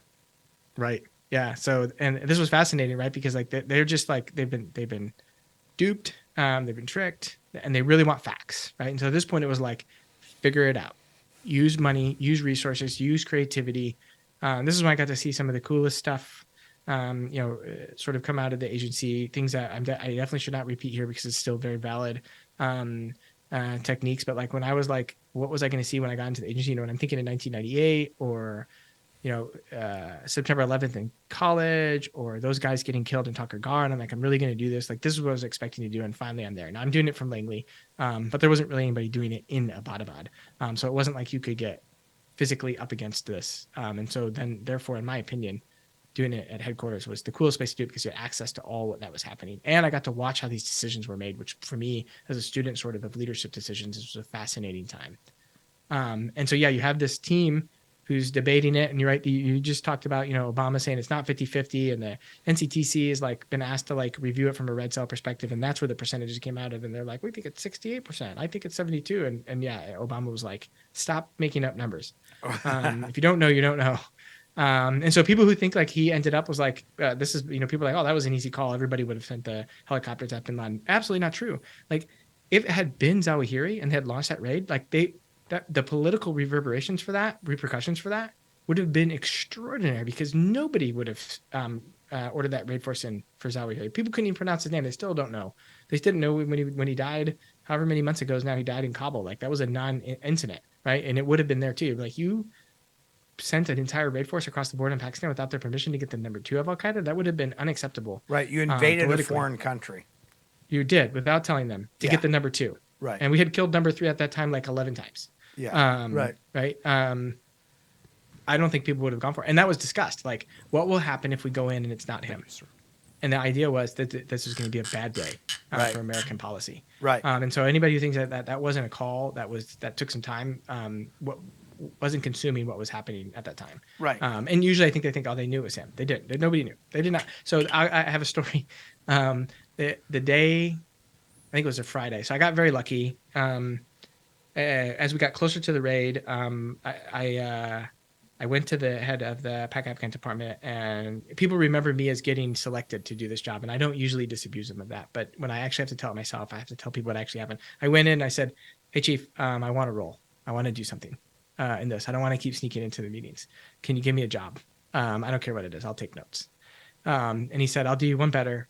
You're from here on out, go give your duties to one of your team, and you're going to be my executive assistant until we get to the end of this thing. And I was like, yes. So I asked for that, and I was given that job. And that's why I coach people. Like, you're not going to get to do something cool unless you ask to do it. But sometimes you'll get called to do it. But most of the time, if you want to do it, just go ask. And if you're good enough to do it, or in this case, if you're just, they know you're going to show up anyway, like I was, they might as well give you some work to do. You may as well. Yeah, I mean, you're already here. Right. I love the way you talk about this in such like a casual manner, because for people who are kind of on the inside, it's a job. And it's true, it becomes a job, right? But I mean, this was like, there was intense secrecy around this. Like, this was a big fucking deal, as as Biden who said that was after the fact, wasn't it? It was, I mean, I don't remember the exact number was, but it was the most, it stands up as one of the most secret things in the U.S. government history. I think the head of NSA's counterterrorism said it was the most secret thing that he was ever part of in his career. And coming from NSA, that's saying something. Yeah. And I don't remember what the numbers were, but like at one point it was a buy list readout, and I think it was like 78 or something like that up until a point across the government, I think. Now, of course, they read people in executive positions that they didn't put on the list. That always happens. But for instance, like the ambassador to Pakistan didn't know till the raid day. And that's a pretty big deal. And you mentioned how you guys couldn't really even get on the same sheet of music about how to conduct the raid. I was wondering if you could speak a little bit to the different options that were looked at in the run up to this. Yeah, absolutely right.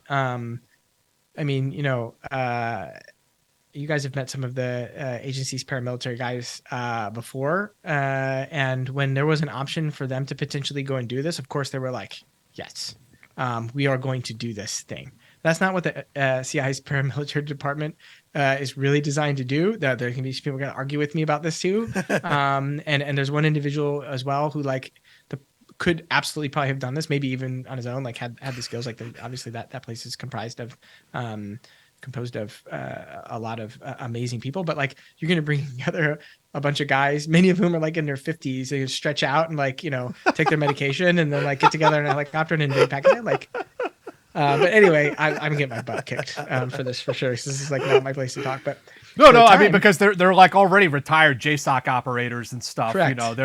Their job is to lead a paramilitary effort, not be operators necessarily. Right, and I mean, for by all means, like then the stuff that they did in Afghanistan and other places around the world. Again, uncommon valor. At the time that this is happening, there are paramilitary officers in Afghanistan, that are at the front lines of combat in lots of areas, and despite the 3 times they've been shot in the leg, they're still kicking down a door and in a room. Some cases they weren't supposed to, but getting it done, and there's no No shade on them at all. I wouldn't have done it. I would have turned down the opportunity to do it. I still would turn it down right now.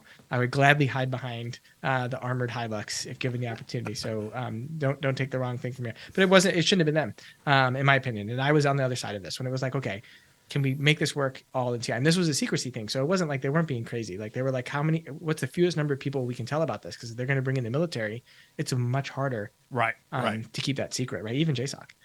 And so they ended up keeping JSOC out of it for a long time. I don't think they ended up, I have it in my notes somewhere, but like my cleared notes, for those of you who are paying attention to the level of detail that I'm presenting right now, it is pages and pages. Take it up with the PRB if you think I'm overstepping my bounds here. I have a bullet point amount of information on this, but again, there's nothing about this is going to throw off a future operation. Or if you want to debate that with me, you can find me on Twitter. So at this point, it becomes clear that like, we're going to need helicopters. Well, the big thing that came down was like, what happens if it goes wrong? Like, okay, you guys can probably do it, right? Like you get in, you do the battle rattle, and you probably do kill him. Like he ends up dying at this, but then all of a sudden now you got the Pakistan military coming, right? Yeah. And what do you do if that goes south? Because we're not leaving. Obama already said if we decide to do this, nobody's being left in Pakistan under any circumstance. He's like, I don't care what the repercussions are. And so at that point, they're like, oh God, we need a 60-person QRF. We need a combat air patrol. We need all the things. And once now it's getting clear, bigger and bigger. Right. And of course, they didn't institute that until very close to the raid day. So, but then they call up Admiral McCraven. They briefed him in.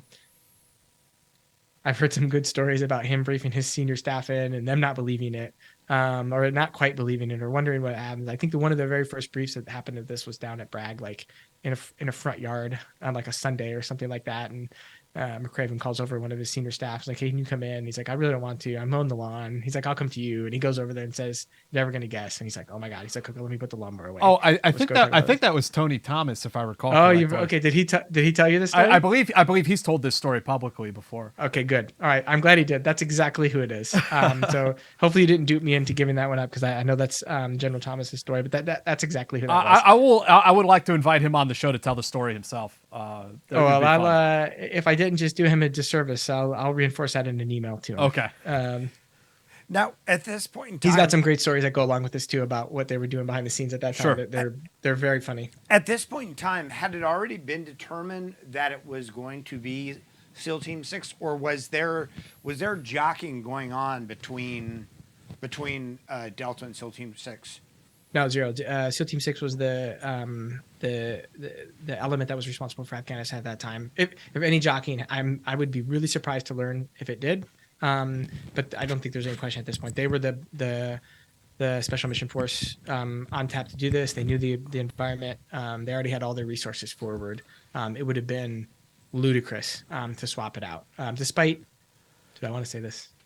Come on. I come from the Army lineage. Like I have a special place in my heart, for Delta Force and guys at Delta Force. I know operators from both sides. I mean, it's like comparing, Olympic gold medalist sprinters at this point, right? Like, but they already had some amazing successes in operations like this. So it wouldn't have been hard to make that argument, like maybe we should pivot to Delta Force, but I think it would have been laughed out of the room. It's like, no, we got to. The assets were already there. Oh, forward for sure. Right. Yeah, they were right there. Yeah. And so this was not a big shift. I mean, they brought in a team from outside theater because this was right because of the deployment cycle. And the secrecy element, right? You needed to be able to. Were you part of the? I mean, I know now we're talking about JSOC primarily, but allegedly they did their their rehearsals at an undisclosed CIA facility that I won't mention here, just to not put you on the spot. But could you talk about something like that? Could you talk about that kind of train up process at all? Yeah, I mean, it's fairly well documented. I'm definitely going to be speaking out of school to go in too much depth on it because, I might have heard about this even third hand. I knew some of the guys. I can't remember. I don't remember where I put this, but I had the chance to know one of the now more famous people involved in this, and that he was my beanbag partner out in theater about 7 months before, and he was pretty good at beanbags. So it was like cornhole. Yeah, Yeah. Cornhole. Yeah, All so right. he's I got to play cornhole tournament. He was just coincidentally matched up with me, so that I got a chance to meet him before this, and then also he was we went down and talked to the teams in advance as we were sort of gearing up and starting to pass information at a pretty heavy rate, and so we got to go down and spend time with them, and yeah, it was just a lot of. I mean, we didn't the line people in the agency didn't have much interaction with the operators once they started to get going. There's a couple people who did, right, for obvious reasons. But yeah, that didn't come up to me. The people that I ended up seeing were, sort of the JSOC elements that ended up posting up at CIA in the run up to the raid, and more from the planning, the higher level planning side. What they were going to do, contingencies. CIA ultimately had mission authority for this, and JSOC was seconded to the agency for this mission, which is just a cool feature of the intelligence community. I don't know how many people actually tracked that, but like this was not a military operation, right? It was a Right. Title 50 CIA operation with JSOC moved over to the CIA for the operation. Right. That Panetta had Because of ultimate control. authorities between, like, right. They wanted to be able to potentially have deniability if you needed it. They wanted to run it as a covert action all the way up to the point where they maybe would not have to disclose it. And so the only way to do that was to chalk JSOC over to CIA. And so, I think we might have skipped over this part. I'd like to go back to, if you can, and maybe you can't. But Jack had asked, like, what were some of the options on the table? Oh yeah, sorry. So No, that's okay, these have that's been fine. these have been well worn. So so there was the paramilitary option was on the table for a good long time actually. Because they could actually run out a lot of planning with those guys sort of thinking about it, and they wanted to keep it pretty well secret. So that was one. That turned into obviously JSOC raid force action, but again down to the 11th hour, there was strong consideration being given to a drone strike, and then also just a straight up heavy bomber run. And the drone strike was that was a pretty well debated decision, and there were people who went to bed the night before the raid still in favor of the drone strike. Wow. Over the raid, senior people. And the bombing raid, was ruled out pretty quickly once they determined how many bombs they were going to have to drop to be certain that they got bin Laden. And then at that point, there were people in the room that were like, you can send JSOC into this, and probably none of the innocent people, you can debate who was innocent and not innocent on that compound at that time. But like at this point, no one felt like any of the women and children needed to die in this. Like that was not a debate, right? In fact, it was Obama, I think, who ultimately said, if we can do this and demonstrate the power of America to go in and get this done, not shoot any women and children, not kill any women and children in this, and get the guy we're going after, he wanted to be able to show the world that was the class act that was happening. So the bombing raid was ruled out relatively quickly. Mm-hmm. It was kept there as sort of a thought exercise, but nobody raised their hand for that. The drone strike was, the CIA doesn't conduct drone strikes. That's definitely not something that would ever happen inside a secret organization like that. But if they did, if they ever had conducted drone strikes, hypothetically, they would have been extremely good at it. And it was a tool that would have been easy to roll out in this situation. But then you don't know it's bin Laden. Right. And what do you do then? Right. How do you do the BDA? Right. Yeah. Yeah. You want this. The United States of America deserves to know that, public enemy number one, reached justice, was dealt justice. And you can't, it just didn't sit well with the president. It didn't sit well with us. I was nobody was asking me. I didn't get a vote. They didn't count my hand in the vote, but like I was raid force from the second it became an option until the day of, and I didn't change on that. And ultimately it came down to what's the confidence level that it is bin Laden, because now you're sending the raid force in, and this is where the politics become. And if you did do a drone strike and it's Sawahiri, well, not great, but not super painful. The bombing also not great, but wouldn't have been extraordinarily painful. I mean, depending on exactly how many bombs they dropped and if they'd killed innocent Pakistanis or hit a military convoy driving by accident or something like that. But that wasn't a feature. But the raid force, that's just, you can just see the problem there. And so, this is a feature of the leadership that I tell when I tell this story. They looked around and said, does anybody, who feels like this is bin Laden? And one of the leaders in this chain who was a senior leader to us, but like in the government was not a senior leader, raised his hand and said, yeah, it's bin Laden. It's bin Laden. And then came out of that meeting and told the rest of us that that's what he said. And we're like, no, we don't know. Nobody knows that. And he's like, look, they needed somebody to say it. They needed somebody to say it with like conviction. Right. And frankly, that's my job. It couldn't have been said higher up. Like it just wouldn't happen, and nobody could have said it lower. So this landed on me. And I was like, wow.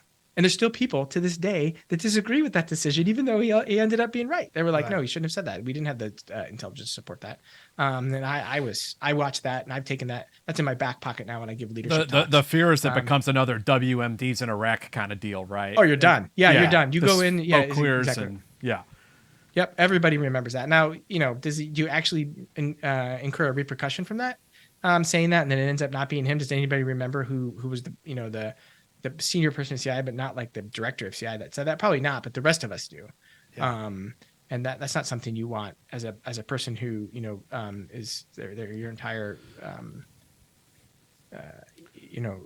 personal story is wound up in. It's a zero or hero moment, for right? real. Oh yeah, Who trusts your decisions after that? If you're the guy that made that call and it turns out not to be, right? And you made the call afterwards, they would have been like, well, upon what information did you make that call? And you say, no, it was my. It was a gut call. Yeah, I felt like it needed to be said. Nobody else was saying it. That doesn't play the same way if it goes the other way. Right. But it was clearly the right way to go. Right. They needed that. The president needed that. And it was the right call. But I saw that. So we're going home Friday. But I can back up too, because I was in the very last planning meeting. It wasn't even a planning meeting at this point because the green light had already been given. So the Friday meeting with Panetta. I'll go from here since chronology is y'all's one of your shticks. But so I'm as the EA at this point, the executive assistant at this point, like I have a bunch of like super small duties. Like anybody who's watching this right now, and like, is he putting himself in a leadership role? What's he doing? No, absolutely not. A towel boy, bench player, whatever it was. Like I was, moving binders around. I make a joke that like lots of people remember these binders that were getting passed around at that point because it was like the binders that were getting passed up to people who were getting read in, and it was like the story from, start to finish in this little binder. And they were kind of well known at that point. I was like, hey, do you remember that binder that you got?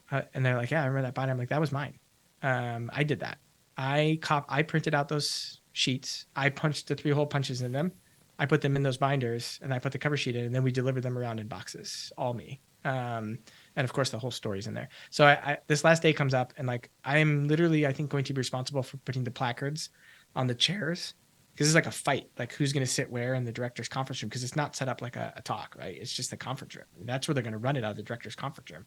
So we're going to like put the placards up there, and who's going to sit where, and we're like figuring out like who gets to sit closest to the director, all this stuff. And we're going to have a meeting with the chief of staff of the agency at that point, who is Jeremy Bash. And that meeting is like, it's unclear when that's going to happen. It's like 10 o'clock or 1 o'clock. I don't remember what it was. And then at the same time, another meeting has come together, and it's this last meeting with the director of the senior staff. And the director's going to go downtown and have this last meeting with the president, and this is in the run up to the, oh my God, the event every year that the president often goes to, the President Trump didn't go to. The correspondence dinner. Correct. The correspondence dinner on Saturday. Yeah. Thank you. So he's gearing up. President Obama's gearing up for the correspondence dinner, and then also consuming this last briefing. And so I'm going up, and I'm with some other of the senior leaders, and they're going up to have this meeting. And I'm going up to do the placards meeting. We get up there.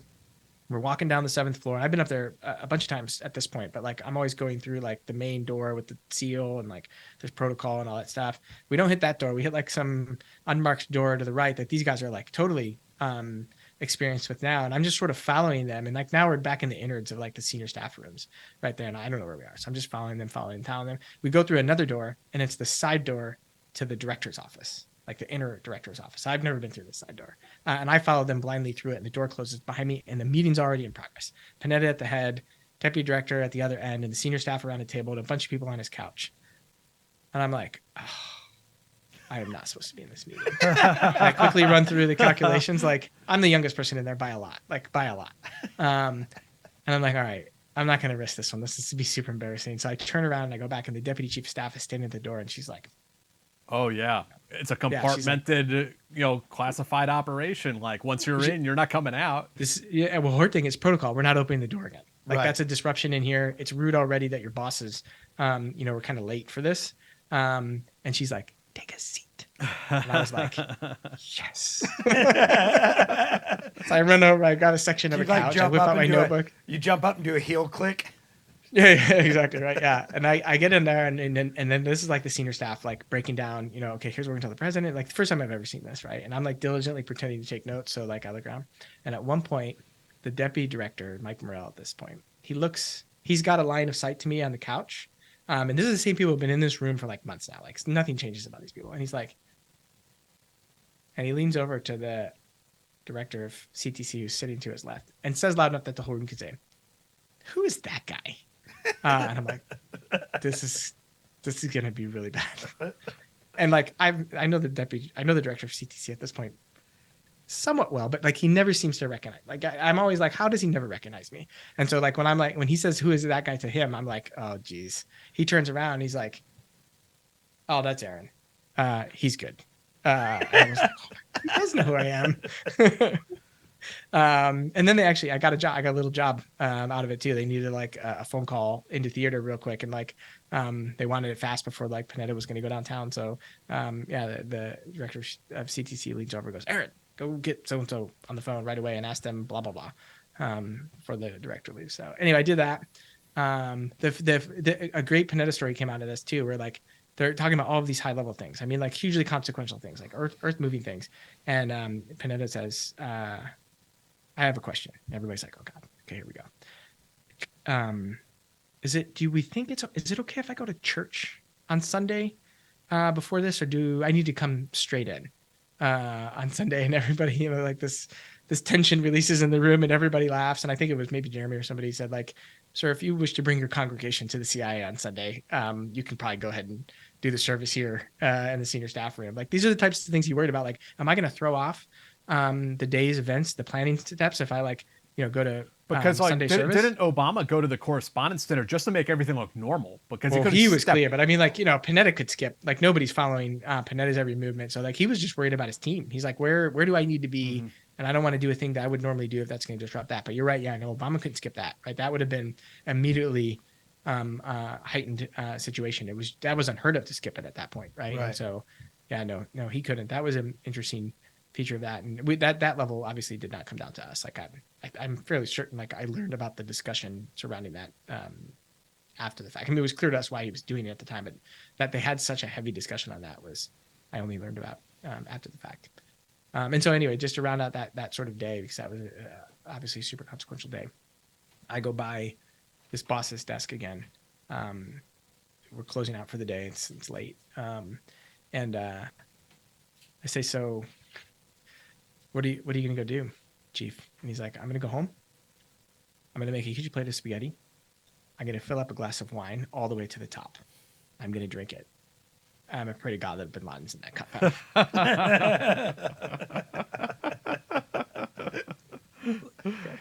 Okay. Anyway, and the rest of it I think is pretty well known. Like, it's that Sunday that story's been told over and over again, and we were no different. And sitting there and consuming it all as it sort of rolled out. And the entire department at that point was in there. So that my only leadership story that I have from that was I made the case to read in the entire department that Friday. I think it was Friday afternoon. It might have been Thursday. Because I was like, you can't not read these folks in. Like, this is not where this is leaking from at this point. Like, some people in Congress know. Like, it's going out in binders. And, like, you can't let 200 people that have been working in this department with all of their lives work or whatever it was at that point, and let them go home on a Friday only to learn that the Bin Laden raid is on a Sunday and not tell them. Right. And so, and that was the role of like an executive assistant in a department like that. You're thinking, the bosses are all thinking about this high level thing, and I can zoom in there and be like, "Hey, let's tell the team, and we can have everybody come in on Sunday." At this point, that's not going to be the deciding factor on this. And to their credit, they did it. So I've always had this question about, you brought up earlier that this was a Title 50 operation. There's the aspect of having deniability.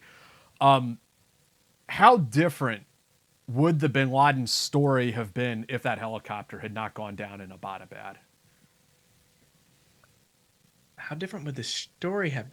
No, it wouldn't have changed. I don't think. I think that the route you're going here is that we had to sort of cop to it because there was a black helicopter. Or would we if the helicopter had not? We gone would down? have. No, the plan was it was already rolled out. So yeah, so they were going to do the public relations campaign regardless of what.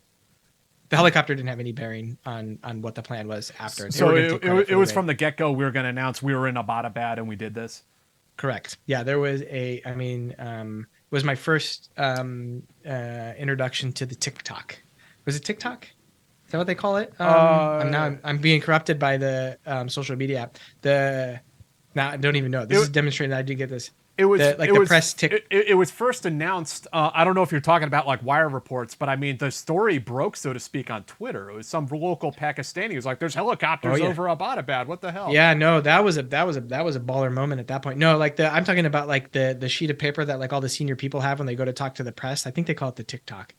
But now I can't tell if the social media app has corrupted my vocabulary on that. Anyway, not important. But that was the first time they saw that and like that was all ready to go and they were going to deliver it and like Secretary Clinton was going to call so and so and Bob Gates was going to call so and so and the vice president was going to call this person and they were going to do that the second the helicopters were back in Afghan airspace. That was part of the plan from whenever they made the decision that they were actually going to carry it out. So there was never any real deniability. I mean, even deniability would have been if they had not conducted the raid but entered the airspace. Gotcha. And so had they gone in and Aborted. Pakistani Air Force had challenged them and they couldn't get there, that would have been denied. Anything short of bullets leaving guns, right, I think would have been denied. What turned around? So you had mentioned earlier that Obama really wanted the raid because he wanted to show this is the power of the United States. We want to pull bin Laden out of this and basically show this to the world. Was there consternation that bin Laden had been shot in the face and then buried at sea where we couldn't really give that proof to the world? Yeah, I don't think. I mean, it was definitely discussed. I wasn't part of any of those discussions with any sort of substance. Like all of those discussions I heard secondhand and sort of like a brief back. But they spent a lot of time deciding on what they were going to do with the body in order to prevent, sort of a location for people to go to and worship a martyr. And they came down on that one. This is another example where like you threw him in the bottom of the ocean. Like, did anybody think this through? Oh my God. Like, do you know how many scholars? I mean, it was like this. Whether or not they came down to the right decision, nobody can say that they didn't talk to all of the people right, for the decision. And so, yeah, I think, I remember that time as being a much less suspicious time. I mean, there were still conspiracy theories and did he really die? But like at that time, I think people still took the government at their word. And I think people felt like if we say we got bin Laden there, they're going to. But I mean, it's also you got to sell the Arab world on it, which is a society. Well, I mean, look, we're heading in that direction too. But I mean, rife with conspiracy theory in the Arab world. Yeah, you're absolutely right. And yeah, I've not given enough thought to this. Like this would be one where I'd want to spend a little bit of time thinking about if there was a solution that should have gone differently here, in order to maybe have staved off that conspiratorial thinking. And right, it still comes up today. I can't remember the guy, the pretty famous reporter who he just said something recently too. Maybe it was the Nord Stream pipeline. Yeah, you're talking about Seymour Hersh. Said Hersh. Is that it? Seymour Hersh? Yeah. Hersh, it's longer than that, I think, but that's him for sure. He wrote this fairly long article about how bin Laden wasn't killed in jail. It's the same example where it's like, how would you have gotten all of these people to not come out and doing what I'm right now and like tell this little story from their little perspective about what exactly happened. And I guess the answer there would be I was also duped, but like like the way that I know it's true is quite descriptive, right? Like it wasn't like somebody came back and briefed me that it was definitely him. Like it was definitely him, right? And of course the SEALs weren't gonna not say that either. So I think that was the feeling was like we're not going to need to prove it through, bringing back his body. Yeah. That's And really frankly, they could have. He was still intact enough that. Well, you did bring I back don't his think body. I well, mean, it's what's- just he was disposed of Yeah. rather unceremoniously. What's interesting, I actually have never heard that angle of the reason for the burial at sea, that it was to disable or to mitigate like a martyr's, funeral. But that makes a lot of sense. Yeah, I mean, I think Jack just hit it right there. You know, it was meant to be unceremonious, right? It was meant to be like as much of a non-issue as they could possibly make it, and then also, yeah, make it a spot that no one could go to and worship him. And I think there was also, you know, a little bit of a psychological aspect to that too. Like, this is done, Right. It's over. He's at the bottom of the ocean. You can't get further away unless we had launched him into space. Right. And you're right. We obviously they brought the body out. When I was meaning bring the body back, I was thinking like back to the States. Back to the States, or even in Afghanistan, and Right. leave it there, and do an whatever you would have done. I can't think of. I would have to really put some thought into like what would have been the alternate option. I'm sure they talked about it. I'm guaranteed they had 6 COAs that they debated and ended up settling on that one. And in hindsight, I would say even I don't think of a very, very negative thing that actually stuck around on that one. Even in the Arab world, I think most people at this point accept that that's what happened, or if there is a conspiracy, it's not a sticky one that causes major Right. heartburn there. The ones that stick around are like, did the Pakistanis know and all of that, and was there some kind of agreement with the Pakistanis to let us go in there and stuff like that? That's both of those aren't true. I'm absolutely convinced the Pakistanis did not know, and there was certainly no agreement. That was a daring little thing that they did there. And you're right, that nearly got hosed up when that curious individual on Twitter sort of went public with it a little sooner than people were hoping. So, what was I don't want to say fallout, but I mean, what was the aftermath of all of this at CIA from your point of view? I mean, the immediate aftermath was certainly celebratory. It was an interesting time to be there. It was, you didn't exactly know when you were supposed to celebrate, right? Certainly the helicopter went down, and that I think all of us were like, well, that's the end of that. This is done. This is totally screwed.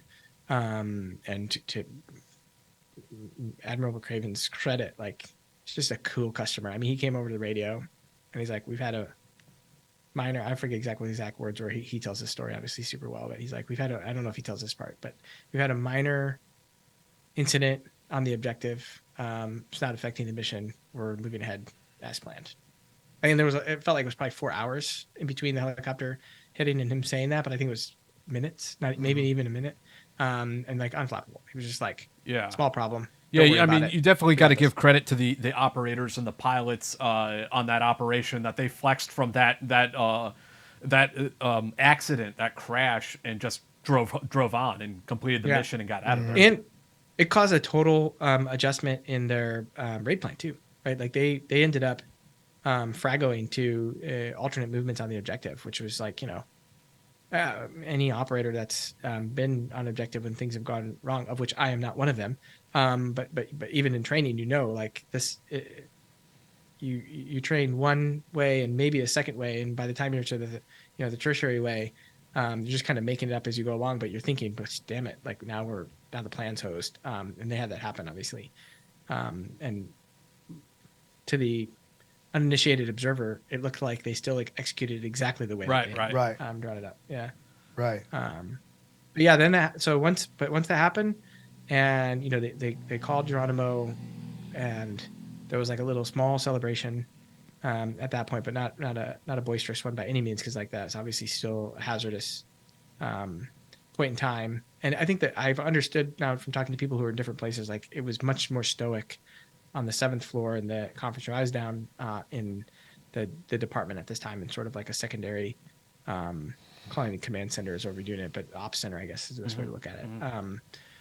We weren't commanding anything, but we were a little more boisterous down there. There's a lot more people. I was power eating carrots out of a vegetable tray, like stress eating my way through a bunch of vegetables. And then, okay, the little celebration there, they get back on the plane, the birds. Now there's concern that the Pakistani military has been mobilized and in fact had been mobilized, but they didn't know, they weren't designed to take off at night, which was fun to find out afterwards. And so they just couldn't figure out what the steps were going to be to get off the ground, luckily for us. And then, the helicopters obviously take off. I can't remember what it was, a 34-minute return trip. And that was a very stressful period of time because at this point they were thinking, okay, what happens now if the Pakistanis do engage? And we weren't briefed in or part of the decision tree on what they were going to do at that point. But obviously, in hindsight, we know that they were going to be challenged by U.S. Air Force, Right. If they did that. And so that would have been an interesting event, obviously. And they were told to not land. The helicopters were told you will not, under any circumstances, land in Pakistan if they try to force you down, which would have been obviously an event to be involved in, but didn't happen. They crossed back over the border, and the second we got that phase line call, SEALs in Afghanistan, then it was, at least in our little shop, interruption. That was hugs and crying and champagne being popped, and It's the end of a chapter in American history. Oh yeah, I mean, end of a chapter in American history, and end of a chapter of my own personal history. I remember thinking, like, what am I going to do now? Right. Yeah. Yeah. Like, that's it. It's over. Yeah. Yeah. Turns out we weren't done, but War on Terror 1. Yeah. And then Monday was a cool day. Panetta came down and walked through the vaults, and was giving out hugs and high fives and handshakes, and I think the next day or something, or very shortly after, the president came up to CIA, and it was a cool time to be there by him, quite clearly. So what was you weren't quite done yet? Yeah. What was the next assignment for you? Yeah, so I ended up transitioning there and studying, digging back into Arabic for a period of time, and really getting pretty decent at it. Then I moved back to the Middle East. Then I spent some time in the Arabian Peninsula, continuing to take the CT fight to what the remnants were there. A lot of people in Al Qaeda decided that wasn't over, and of course ISIS at that point had started to really come out of the woodwork, and so all of a sudden we had a totally new enemy to fight. In this case, more brutal and ruthless enemy. And where I was at that time was moderately safe place, but suicide bombings and stuff started to happen there too, and it was unclear, like, now it wasn't even, we weren't even in war zones, and it was kind of like being in war zones all the time at that period. What year was this, roughly? This was 2013 to 2016. Okay. So what did it look like working against, AQ and this new ISIS where you were at that time? Because like you said, you weren't in a war zone. You weren't responsible necessarily for like Afghanistan, but like the Arabian Peninsula, like that area was still very influential and hot, right? Oh yeah, no, yeah, absolutely was. So that turned into just more the hard-nosed targeting for which CIA was pretty famous and really good at, and that was the part that I was good at. I liked doing that. I enjoyed the investigation sides of it, and the being on the hunt for folks who we knew were just always a few steps ahead of us, and always sort of planning to do something pretty epic. Al Qaeda in the Arab Peninsula had a couple of famous folks around that time, both before that time and after my time, in some cases just barely after my time. Ibrahim al-Asiri was among them. He was known for making the bombs that are responsible for us still having to take our shoes off in the airport, which is a ridiculous thing that still continues. Anytime someone takes my shoes off, I'm like, sir, you have to take your shoes off. Maybe you don't know what's happening here, but like, this is important for security. And I want to be like, let me tell you where this originates from. And how ridiculous it is at this point. At this point, they've gone beyond this. But so there's that, and Anwar al-Awlaki, was famous at the time, at least in our circles, an American citizen, but Yemeni born, from the al-Awlaki tribe, which is a pretty famous tribe in Yemen, and a huge tribe. there was just a lot of that going on, and there was a much different. And now, Bin Laden's gone, so like the pressures, both the pressure's off, but also now the money is sort of changing and the focus is changing, and ISIS is there, and so at least on the AQ side of things and the AQ in the Arabian Peninsula side of things, it wasn't the focus anymore. But I sort of enjoyed that, because now you could do your work without the pressure of people wanting to see what you were doing all the time, and that I existed in that environment, I think, better than the others. So we're going to brag about you real quick and then ask you a question. In 2015, you won the DCI Language Impact Award. That's probably not an award that many people have heard about. Can you tell us what it is, and anything that you can tell us about what led into you winning that award? Yeah, this is from one of my various bios, and I will be quite straightforward in saying that I put it on there, and I put it on there because I'm proud of it. I'm proud of a lot of stuff I did at CI, but I'm particularly proud of this one because it was related to the Arabic that I put so much time into getting right. And this award, this is for impact when you're doing something operational in the foreign language. And so people were like, "Man, your Arabic must be great." No, I mean it was always decent, but I don't think anyone ever called it great. I would constantly get made fun of because I would blow through grammar, choose more basic vocabulary, and butcher what actually is a very beautiful language in Arabic to get straight to the thing that I needed the fastest. But it turned out that's a good way to do it for this type of work. I'm never going to be a UN translator or translate the beautiful literature that is Arabic poetry. But if you need to say the word car bomb in Arabic, I'm at least as good as anyone. Right. Yeah. Right. And so, I was proud of that because, I was able to have at that time what was the biggest success in CT with a fantastic team. Working with a fantastic team, me getting to use my Arabic, a couple of other folks using their Arabic capabilities too. Unfortunately, it was an individual award, so it should have definitely gone to the team for what we got, and we did get a team award as well for this. But we had what was the most consequential success of that little time period. I'll have to leave it to the internet sleuths to now take the time period and do some heavy division, maybe in Wikipedia land, to figure out what was done there. But it was certainly not of the Bin Laden. I remember when I had to type up for the team award, I was sort of trying to articulate, well, this is the most important thing to happen since Bin Laden. And my boss at that time was like, "Dude, don't say that. That sounds obnoxious." Right. And I was like, "Okay, fine." But it is. But it was, right. Yeah. Anyway, so that was an interesting time. It was a good time. It's probably people who I don't think we're gonna have this problem with your listeners, but I sometimes caution myself or stop myself when I'm like, that was a good time. They're like, you just talked about car bombs, and I think you're talking about maybe eliminating someone, and you're saying good time, but if you're CIA fighting CT at this time, this is what you came to do. I know. Right? Frankly, I did an interview recently. And I was talking about, some terrorists we killed in Iraq back in the old days in 2005. And I was laughing about it. And somebody in the comments is like, "This guy's a textbook psychopath laughing about killing people straight out of DSM-4. He should be diagnosed." It's like we were talking about earlier, it's your job, and it becomes a job. And hey, he was a terrorist. It's also, I was a soldier. You're doing what you're doing because you want. We both show up on the battlefield, and someone's going home in a body bag. Yeah. It's not. Yeah. Yeah.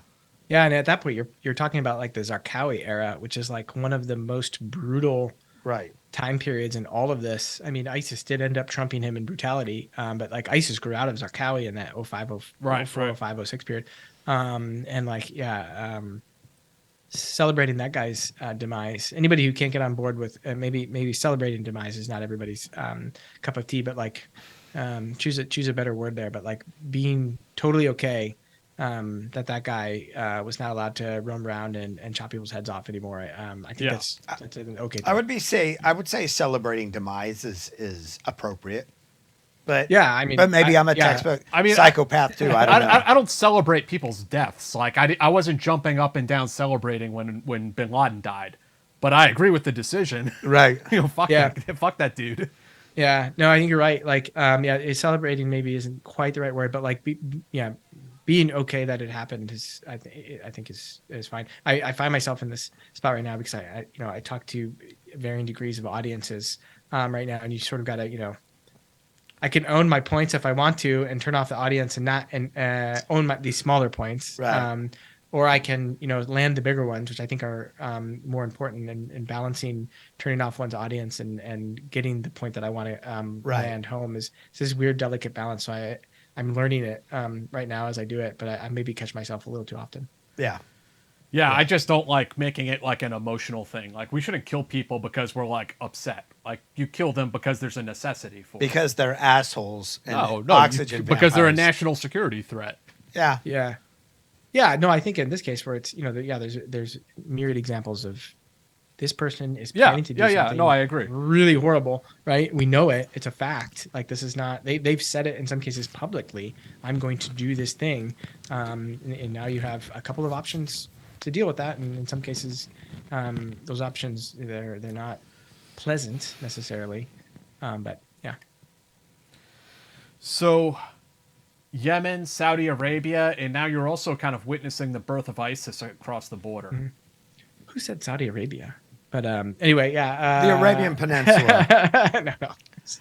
No. Yeah, so that moved from there to Eastern Europe, and more of the same, counterterrorism, and a little bit of a leadership job there too, which was cool for me. And yeah, the Eastern Europeans are just fantastic. I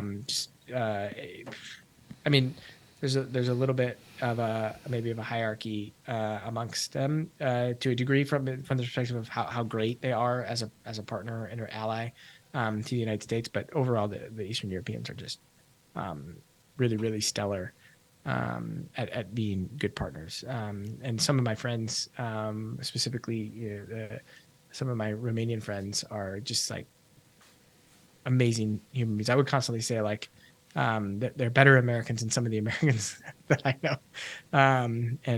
Yeah, that was great. But less excitement for sure, as is often the case for some of those.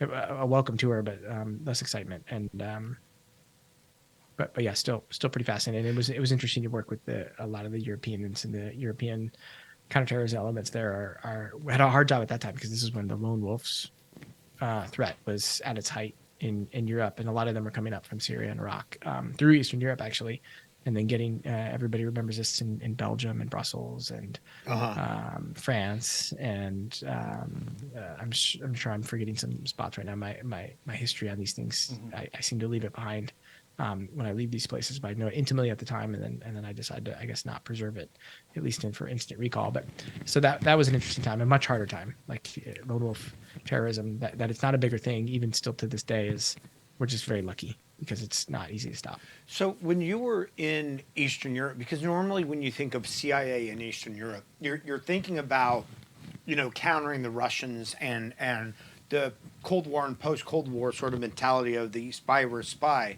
How was it working more in a CT fashion, going after like ISIS and whatnot?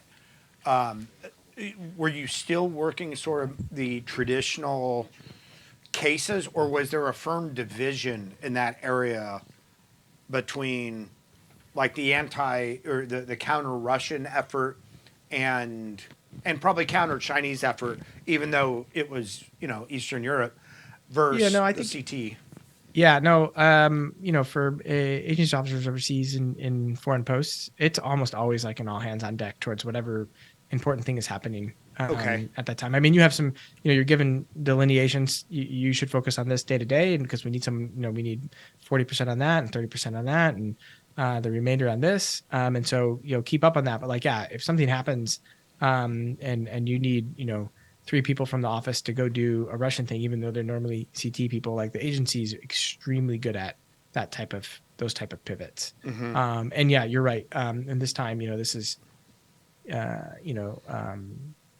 Crimea and Georgia have already, or earlier versions of Crimea and Georgia have already happened. So that's a little bit of a heated area, but not crazy at that time.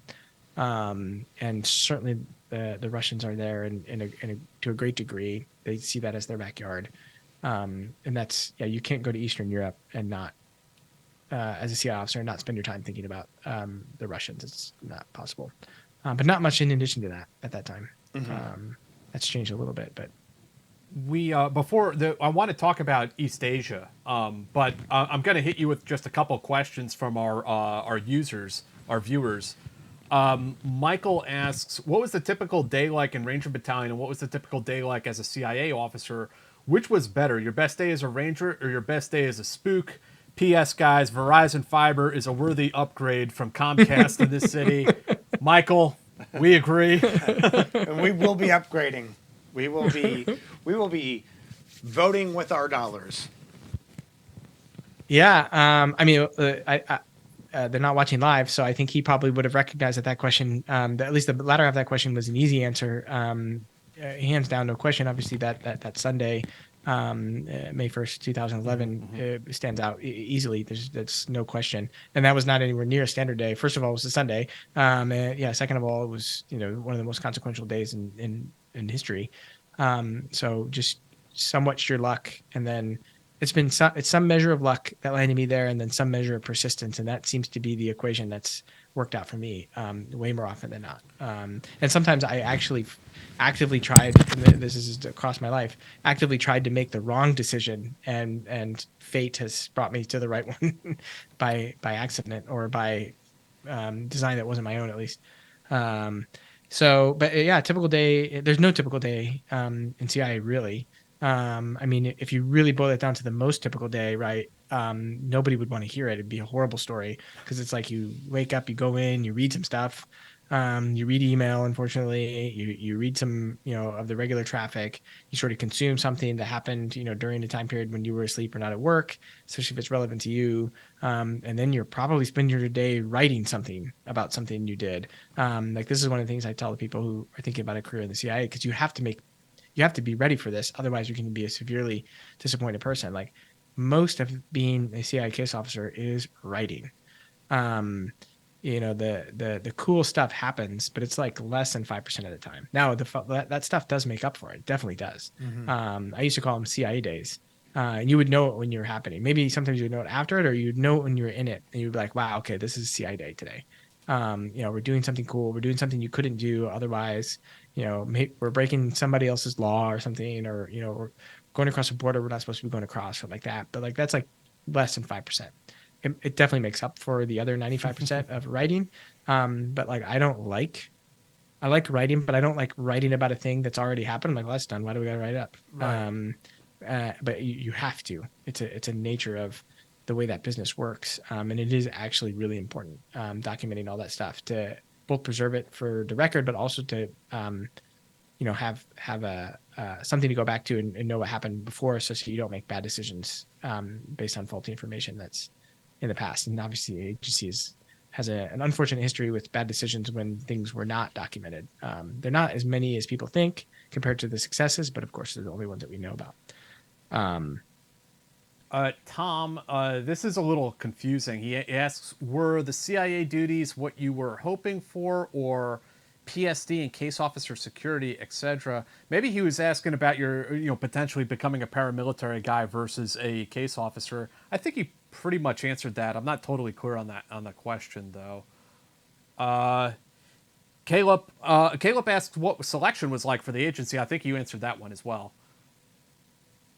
Yeah, I mean, there's a little bit there. Like, selection for the agency is actually pretty intense, but it's not selection, like a military selection, or I do a long walk for 30 days or, ranger selection, which is less like selection and more like, do you really want to do this or not? And do you also have the aptitude to do it? It's changed now, I guess, to a certain degree to be a little bit more like selection. But selection for the agency is like lots of tests, lots of psych evals, interviews, background investigations. It's it is a selection process, and they definitely are selective. It's not like anything else that I had done. And I think it does work to a large extent. Like they pigeonhole a lot of people into certain jobs, but you look around, and for the most part, I think most of us agree, like, oh yeah, they got this right, and they got that person seems like they should be over there. And every once in a while, it's not right, and usually they'll let people shuffle around. but yeah, the process does seem to work. At least it worked for the past. Like things are changing rapidly now, and technology is changing rapidly now, and you might need someone who has you definitely need someone who has considerably more tech acumen than you needed to have 20 years ago to be a case officer, right? You didn't need to really have anything then but pretty good judgment and some cultural knowledge and some luck. And now you need to know how to, you need to know what an ISP is and, how end-to-end encryption works and, what is your signal signature in certain places in the world when you're trying to do a thing. And that's just it's not an easy thing to teach because there's not really an expertise on it right now. We're learning it as we go. During the war and just in general, the way technology has been evolving, have you been surprised? Because you said like when you were planning for the Bin Laden stuff, or when you were seeing what they were pulling and the things they were pulling, what have you thought about like the technological leaps that the agency has made over time since you first got in? Yeah, so that's tricky because some of the coolest features of this are also the features that are best left unsaid right now, is no doubt there. But like, yeah, I mean, it's been amazing the amount that's transpired from a technological standpoint. I mean, some of it we've learned about after it's already happened, but and we didn't know it was a risk, but it had already become a risk. But now we're watching risks bubble up as they happen. And so, I was a big risk identifier for what is being termed ubiquitous technical surveillance. I don't know if that's come up on your show yet, but it's a clunky government term, sort of meaning all of the possible technologies out there that can, uncover things that were previously very difficult to uncover. So, cell phones are the easiest example to use, right? My cell phone is just a hazard to all kinds of things. If I turn it off, it's a problem. If I leave it on, it's a problem. If I take it to a thing, it's a problem. If I leave it behind, it's a problem. It's a problem no matter what. Mm-hmm. And for a long time, people are like, well, let's not use cell phones. Well, that's not an answer because everybody uses cell phones and you're trying not to stand out, and it stands out if you don't use a cell phone. Right. Or you hear people when they talk about telematics, right? Telematics is really tough because almost all cars now have some measure of telematics, meaning they're tracked by some entity. There's less of a privacy issue there. And so no matter what, same thing you do with a car. Am I going to leave a car behind? Am I going to take it with me? I normally drive my car. So then therefore what happens when I'm not driving my car? I look not normal. And I'm always trying to look normal. And you'll hear someone say, well, I'm never getting rid of my 1986 Bronco. Well, who drives a 1986 Bronco abroad that works at an embassy? Nobody. Right. And so, yeah, okay, now you're not tracked, but you're obviously the person trying not to be tracked. And guess who then gets tracked more when that happens? Right. And so this is a real tricky period of time. And there's no great solutions to it. And unfortunately, we have an adversary that is the People's Republic of China and the Communist Party of China that is really doing this particularly well compared to us. And right. and frankly, we don't want to be as a country very good at this because what they're doing is just steamrolling over privacy rights and individual rights in a way that I don't think anybody in this country would be comfortable with from any side of the spectrum. Some more comfortable with than others maybe, and some less depending on where you are, but no one could possibly like what's happening in China because of the Chinese government right now. And I am careful by design in separating out the people of China here from the Chinese government because it's a good idea to do just from a cultural standpoint anyways, but it also does a disservice to look at the problem beyond the government because it really is the government. And if you don't focus on the government, it becomes a much harder problem to deal with if you think it's 1.4 billion people and instead of the, whatever thousands that are running the Communist Party.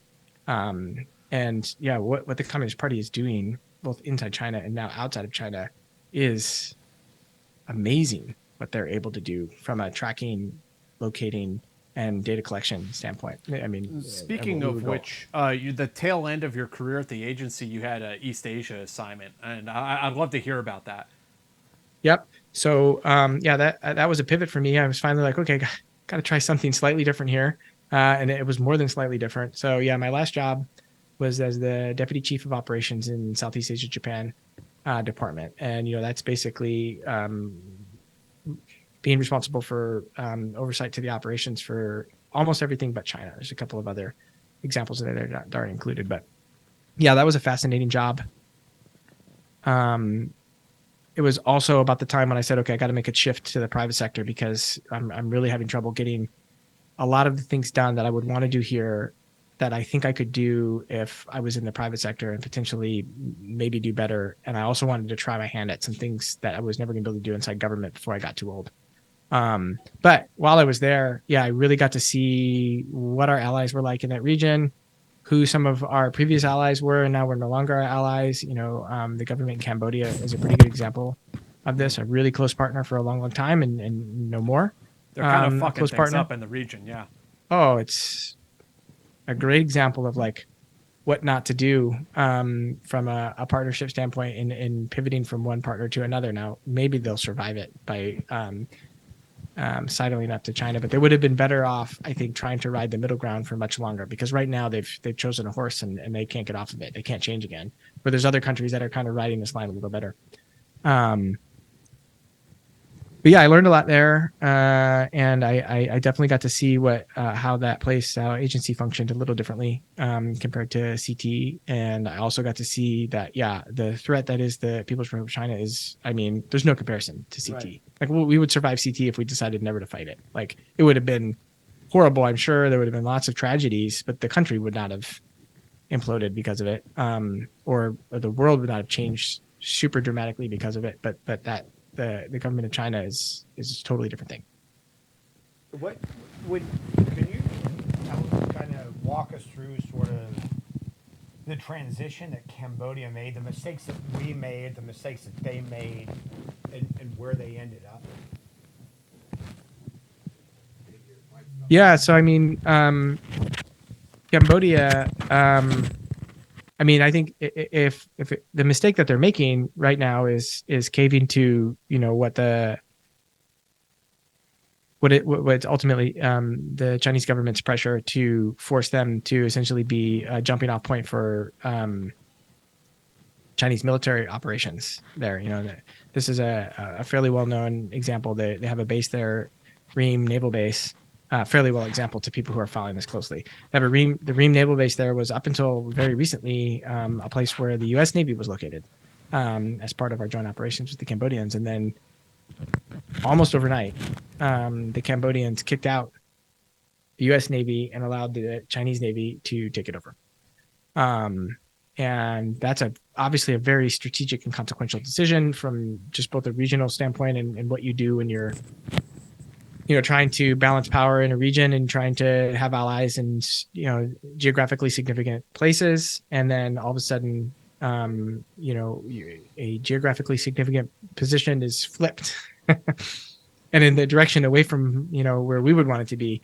I think that's significant. I think the Cambodians are short-sighted in that if this thing gets to the point where it gets hot, I'm not so certain that the Chinese military is going to come to their defense, and there's going to be great incentive for us to bring down the hammer on the Cambodians and potentially take back that space. I don't think it'll become to a hot war in Cambodia by any means, but like from a political standpoint, we've sort of decided to cede that ground without really doing anything consequential. But if things really amped up, I think we would try to, extract a cost out of the Cambodians on that, or at least try to balance it back the other direction. And that's not good for anybody in Southeast Asia right now. What do you make of our efforts in the United States, not internationally, but just here in the U.S., at combating Chinese espionage, Chinese influence?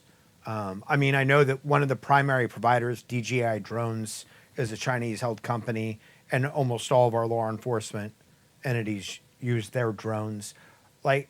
Is there a way to stop them that our politicians will get on board with, or? So, yeah, I wish it was just drones. We'd be in great shape if that was the case. Frankly, especially the technocratic elements of the U.S. government, the people who don't move along with administrations, I think are doing a pretty good job at this right now. Like you're seeing a lot of pivots happening. You're seeing a lot of pressure going back the other direction. You're seeing a lot of monetary and trade restrictions being put into place. You obviously are probably tracking the CHIPS Act and what we're trying to do there. Now, none of these things are enough on its own, but there's certainly all moves in the right direction. This is a delicate balance too, because like you disrupt, global trade sometimes at your own peril, right? You don't want to cut off your nose to spite your face. So this is a tricky thing. People are like, oh, just, cut them off. Like, enact even rougher trade barriers. This is the world economy is a delicate balance, and I am definitely not an expert to speak on any of this, but I do understand that like making big decisions is not something really that governments or the American government has ever proven really good at. No government really is good at. So better to make small decisions and sort of read the tea leaves as you go. And I do think they're doing that pretty well. I'm not an expert in this by any means. So there are lots of people who are going to jump in here and speak to this more effectively than I am. But I will say what I probably can argue I'm an expert at is what the Chinese government specifically is arraying against us from a hazard, right? And DJI drones are a pretty decent example from the perspective of like what like a very easy to understand collection risk is. But the biggest shopping application in the United States now is Temu.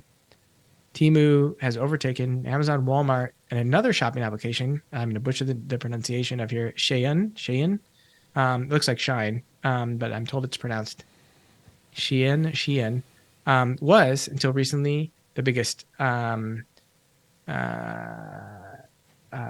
shopping application in the United States until Temu beat it out last August. Temu had 3 Super Bowl commercials, and both of those, Shein and Temu, are owned, are Chinese owned. They're ahead of Amazon and Walmart. Those are data collecting machines, Right. In the United States. They're ahead of TikTok in what they're doing. And when you can know this much information about an entire population at will in a second, and you've already proven that you're exceptionally good at knowing what populations are doing and then manipulating them, that's a hazard. And these companies, based on the law, the way the laws are written in China, they have to give up this information to the Chinese government if asked. Well, like it's not even duty. that they have to give it up. Inside the offices of those companies is like a PLA commissar. Yeah. That a political office inside the larger corporations.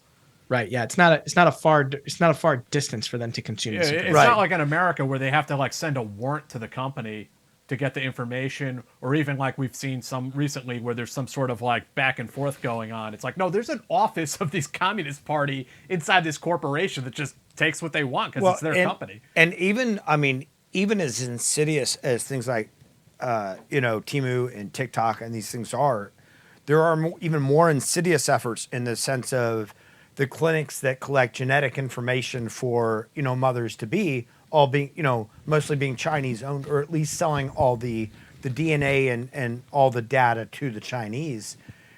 How do we, because there's the idea that there could be designer weapons created for somebody's specific DNA if they wanted to eliminate somebody with no trace.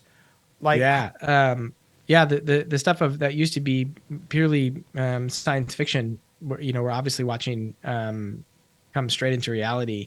Genetically engineering a bioweapon that's literally designed for a single person, but it's quite clearly very possible at this point. And the DNA of most Americans right now is either known directly or indirectly by 1 or 2 degrees, which is effectively still knowing it. This has been widely reported. The Chinese ownership roles in a lot of these companies, 23andMe, is there's a reason for it. And this is also where it becomes really tricky, right? Because you again, xenophobia is unequivocally bad for a whole host of reasons, but it's also bad from the standpoint of if you turn, there's good reason for the 1.4 billion Chinese to sort of be upset with the Chinese Communist Party right now, right? Like, or certainly huge swaths of them, right? The economy is not ticking away at a rate that it once was. Obviously, the COVID policy that's just now been reduced was absolutely abysmal policy, and then the way they reduced it was also really bad. There's a lot of reasons for the Chinese people to be upset. The last thing we want to do is somehow reduce that natural ally to us by overreacting, right? I'm a constant supporter of subtleties in foreign policy and also subtleties in the arts beyond foreign policy. And this is where it becomes tricky because it is such an enormous problem right now. Like everywhere you look, data or IP or critical technologies are either been siphoned off or taken right out the front door. In some cases, most of this is going right out the front door. Like Temu is not stealing Americans' data.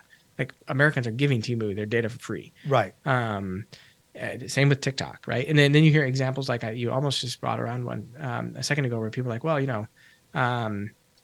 yeah, but like Facebook's doing the same thing as TikTok. The difference is, despite the Twitter files, it is remarkably hard for the United States government to go to TikTok and get anything but the most narrow of data release, and it's usually based on a subpoena or a warrant. And anyone who thinks that there's like a bulk data collection happening by the NSA, even if you look back to some of the NSA programs where there was, some bulk collection around Metadata. Thank you. You saved me. Metadata. Like this is usually someone who vastly understands how that works, right? No one in the intelligence community is sort of sitting at Twitter or Facebook and consuming this stuff raw off the cutting room floor and then making decisions about Americans. It just doesn't happen. Frankly, it would probably be better if it happened slightly more, right? It would be in the American interest if we could use those tools slightly more than we currently do. But mostly it's not happening. But the difference is on the other side of things that you're right. There's a minder sitting right in that TikTok space that doesn't have to ask at all. Right. They could just take or hook up the pipe and API their way to insights. Right. And they're taking it. And the difference between data on Facebook, which is data that you give Facebook, and an app like TikTok is escaping the app and it's taking it from your phone. Like it's taking it from like general, it's taking it about you in general, in addition to what you give to TikTok. Correct. Yeah. Right. Yeah, and a lot's unknown about that too. It depends on the phone model. It depends on the permission sets. Yeah. There's certainly some nefarious things that are also happening there, and it's not well understood, really, by almost anyone. Aaron, tell us about you left the agency, and what have you been doing since? What was the next step for you? Yeah, so we kind of got into it here a little bit. So a few things. We started a nonprofit, the 2430 Group. And the mission of that nonprofit is do much of what we were just discussing right now, bringing forward knowledge on a lot of these threats, specifically from adversary nation states. So, trying to identify how the Chinese government or Chinese companies are stealing intellectual property and exposing that so that, companies who are less aware of how this is happening have a chance to learn more about that, helping to build up mitigations and tools to defend against that IP theft. Also helping to defend some of our critical technologies that we will need moving forward if certainly if this goes to some kind of a shooting conflict, but even short of that, and I think we will probably stay short of that for quite some time, this is going to be a battle in the quiet spaces, and we're going to need those critical technologies to be able to conduct those battles. And if we want to keep it in the quiet space, it's going to be critical technologies that keep it there. So those critical technologies are under threat right now, and we can actually get a better understanding of what those threats are from the open source environment, I think, in many cases. And so the nonprofit has decided to take this on. And when we have the opportunities to expose what's happening here and then offer some mitigations to folks, we're doing that. And that's dovetails completely with what I was doing inside the agency. And then we're also, I am personally advising a number of large both technology companies and just large corporations on how to work within this new threat space and how can they, if they're a startup that's building a critical technology, how can they, build a federal sub and still protect their IP, but maybe hire a really smart Chinese person who's gone to a great university to learn AI and is the smartest person on this feature of AI, and they absolutely need to have them if we're going to win the AI race or whatever AI race they're in. How can you, make use of that person's knowledge and potentially very honest desire to work for your company, but not hazard your IP at the same time. Yeah. And so a lot of advising going into that, and that's a space that's really interesting. Nope. And then finally, I do a lot of speaking and trying to turn these stories into valuable engagements with companies and groups to how do you take something like a Khowst attack and bring lessons out of it from a risk perspective and use those lessons about risk and risk calculation to make better decisions in your own company or your own life. And frankly, this last one is the one that I think I enjoy the most. It's the one that unfortunately I do the least right now. I would like to do it more, but it's a hard market to break into, and it's not one for which I have a long skill set, but it's growing. And where can people like find you and find your services if they're interested in hiring your company? Yeah. So if they really enjoyed the conversation we just had about the threats coming from nation states, 2430group.org will bring them to that website, and that one's fairly well explained there. It's new, so there's not a donate button just yet, but there will be soon. And we're still trying to figure out exactly where we're going to fit into the nonprofit space. But if they want to learn about that and they want to interact with that, there's ways to contact us there. If they want to hear me come speak about risk and resiliency, or leadership when you need it most, and how to have how to encourage risk without overstepping and causing actual hazard, then they can go to undersimplified.org.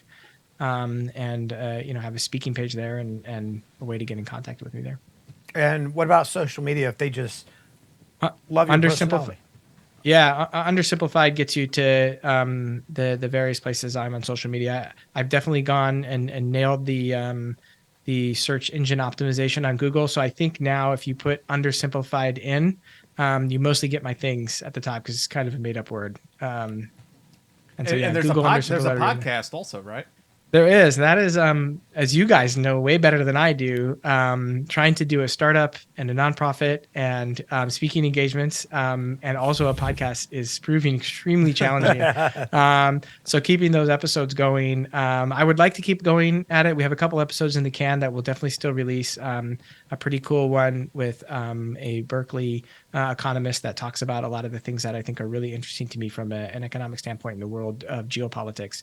And then we also have one that we're gonna release now under some hazard with Jasper Jeffers, who is now the deputy director of special operations on the Joint Staff and was a special missions unit commander up until very recently. And so he and I have been pals for a little while. He was actually in First Ranger Battalion at the same time I was there, but he was in SECO. So cool. I was in ACO. Never did we meet. He was also an officer and I was enlisted. So we might as well have been on different posts. Right.